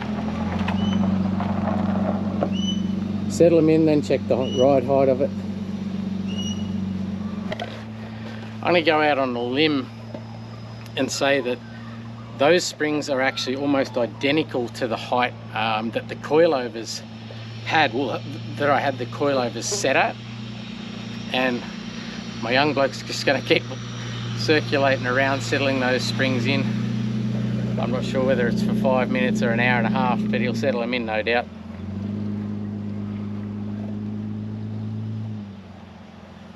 It's going to be a bit of fun because this is actually for his grandfather, just as a second car to run from their farm to town if they need bits and pieces. So we will get this out to their farm as soon as I can, but tomorrow morning is blue slip time, inspection time. So actually we might take it for a run down the lane and run through some potholes, because it was probably the ride quality that's more important to me than the ride height. We've got enough clearance, I can see that, although that doesn't look raised because of that big sidewall and that tyre. It still fits into the guard pretty good. I don't think I'll bother putting the rears in. I kind of like how that's sitting in the rear at the minute. But yeah, only test from here is ride quality. I just want it to be a bit softer than what those coilovers were.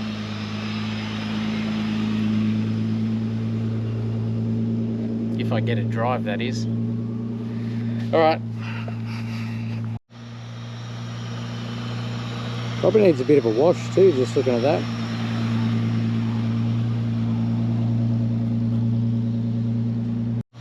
About the 200th lap. I'll jump in, we'll go out in the lane, see how soft it rides. A few good potholes there. That's a mile better. So I guess to take out of all that, for you Commodore guys, that first spring, and this is the part number there, this is the one that came out of the car originally. That was a King spring super low, and the ride height was there as you see it. Too low for what I wanted. This guy, and that's the part number there, this is a lowered spring, and I would say that sits just about perfect for what we need. Changing those tires, or the profile of those tires, still tucks it up into the guard, and that one's got a little gap, but I don't think it looks high. But when you measure from the sill to the ground, it's got 180 mil, I think it was. I'll check.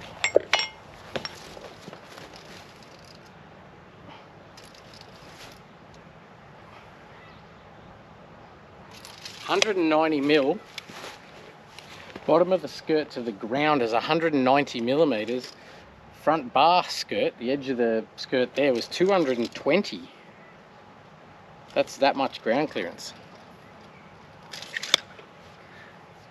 So did I succeed in doing what I wanted to do with that one? Yeah, probably. It doesn't look stupidly high, but it's actually got a hell of a lot of ground clearance for dirt roads. So 2 part numbers, I've showed you 2 ride heights I can show you, and then the coilover, this guy here. That's a different kettle of fish, and as I said, I only took it out for ride quality. That rides like a normal car. This, it's race car stuff, or it's if your ride height is more important than ride quality. I did get the height I wanted, but it was pretty stiff. I guess the upside of these though would be that was set at pretty much the highest it could go, and I could bring that down. Trying to do all this with one hand. I could lower that car another 100 millimeters from where it was, which was roughly exactly where it was, and it wouldn't change the spring rate or the ride, because you're lowering it in this section, you're winding this part up into that thread there. Oh, that might limit you. You'd have to wind that up. Anyway, my point being, if you don't care about ride quality, it's going to be stiff. It's going to be stiff if you go low with normal springs, but you could get it stupid low with them, like literally stupidly low, 100 mil lower than what it is there, which would put the guard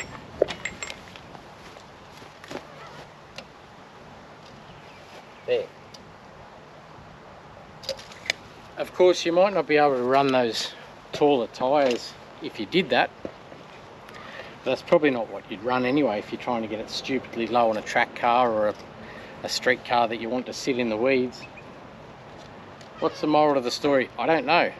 I've got it to do what I needed to do. Yes, there was a bit of dicking around. Yes, I failed with them, but that was because I was trying to use, I don't know, race car parts in a street ute, farm ute. Anyway, inspection in the morning. I'll see how that goes, and we're nearly there. See you in the morning. So how did we go? We passed. We now have full New South Wales rego, and I have put a few Ks on it. I went and filled it up with fuel and just said I'll give it a good run, mostly to check the ride quality, but there's always that factor. It was parked for a little while. Is there any other oil leaks? It drove a lot better than I expected, so the effort with mucking around with coils and struts and the higher profile tire, I actually think it was worthwhile, because that thing drives better than I expected it to. In actual fact, it feels smoother than it did at low speed in the driveway, which shocked me a little bit. And I did go and find a little bit of a dirt track for exactly that reason. Run it on a bit of dirt, that's what it's going to see. A few potholes and all that sort of thing at a decent speed, and I can tell you, I like it. I think it's going to do the job just fine. There is one more thing. I'm not going to say I want to do to it. There's a lot of things I want to do to it. There's one more thing I need to do to it because of where it's headed, and that is I'm going to remove the front bumper. Although we kept decent ride height, and that skirt's a long way off the ground. It's nothing to do with the height. It's actually, I'm going to fit an aluminium 5-poster roo bar. I know kangaroos look nice and cuddly and furry in a postcard, but when they're coming through your windscreen, they're not so cuddly and furry. And I wasn't about to muck about. I found a decent 5-post aluminium bar on Marketplace cheap, and it was only about an hour and a half north of us here. So I bought the bar, and I was umming and ahhing about when I could get there, and the guy goes, "It's all right, man, I'll bring it to you." So thank you, Gyler. He did actually run it down to me. So now about as complete as it's going to get. We'll take it for a decent drive.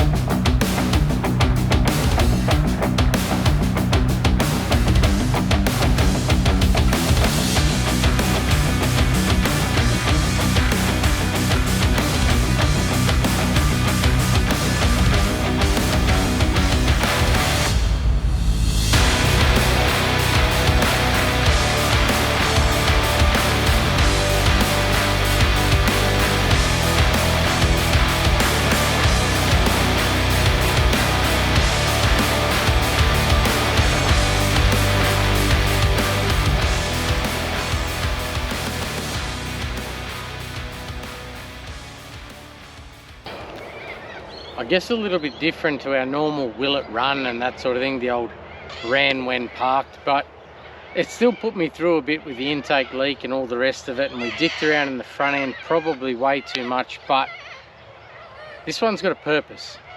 This one has a job to do. It's a Holden Ute, going to do some Holden Ute stuff on a farm.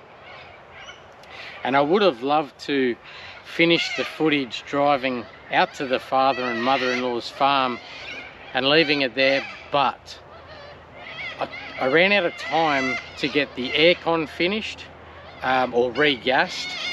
We're headed into an Australian summer, no fun without aircon. And the other thing is a wheel line it. I'd like to at least get it wheel lined, get the aircon running, and then I'll run it out there. This one was probably a little bit newer than I'd normally deal with, but I can tell you, we're getting back to our grassroots after this. Back into 1971 for an XY Falcon for the next episode, and after that we've got some will it run goodness, 60s and 70s stuff. So I'll see you next time, and thanks for watching.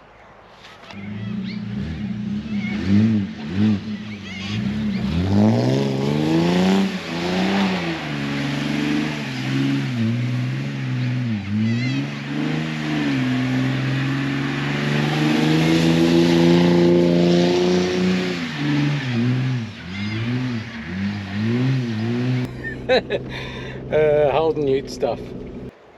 What's that? But you like donuts?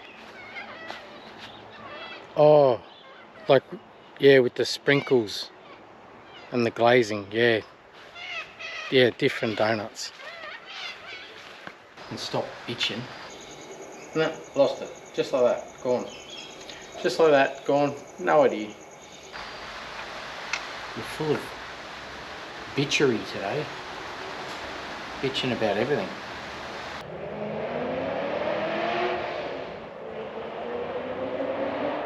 LS, I reckon. For sure.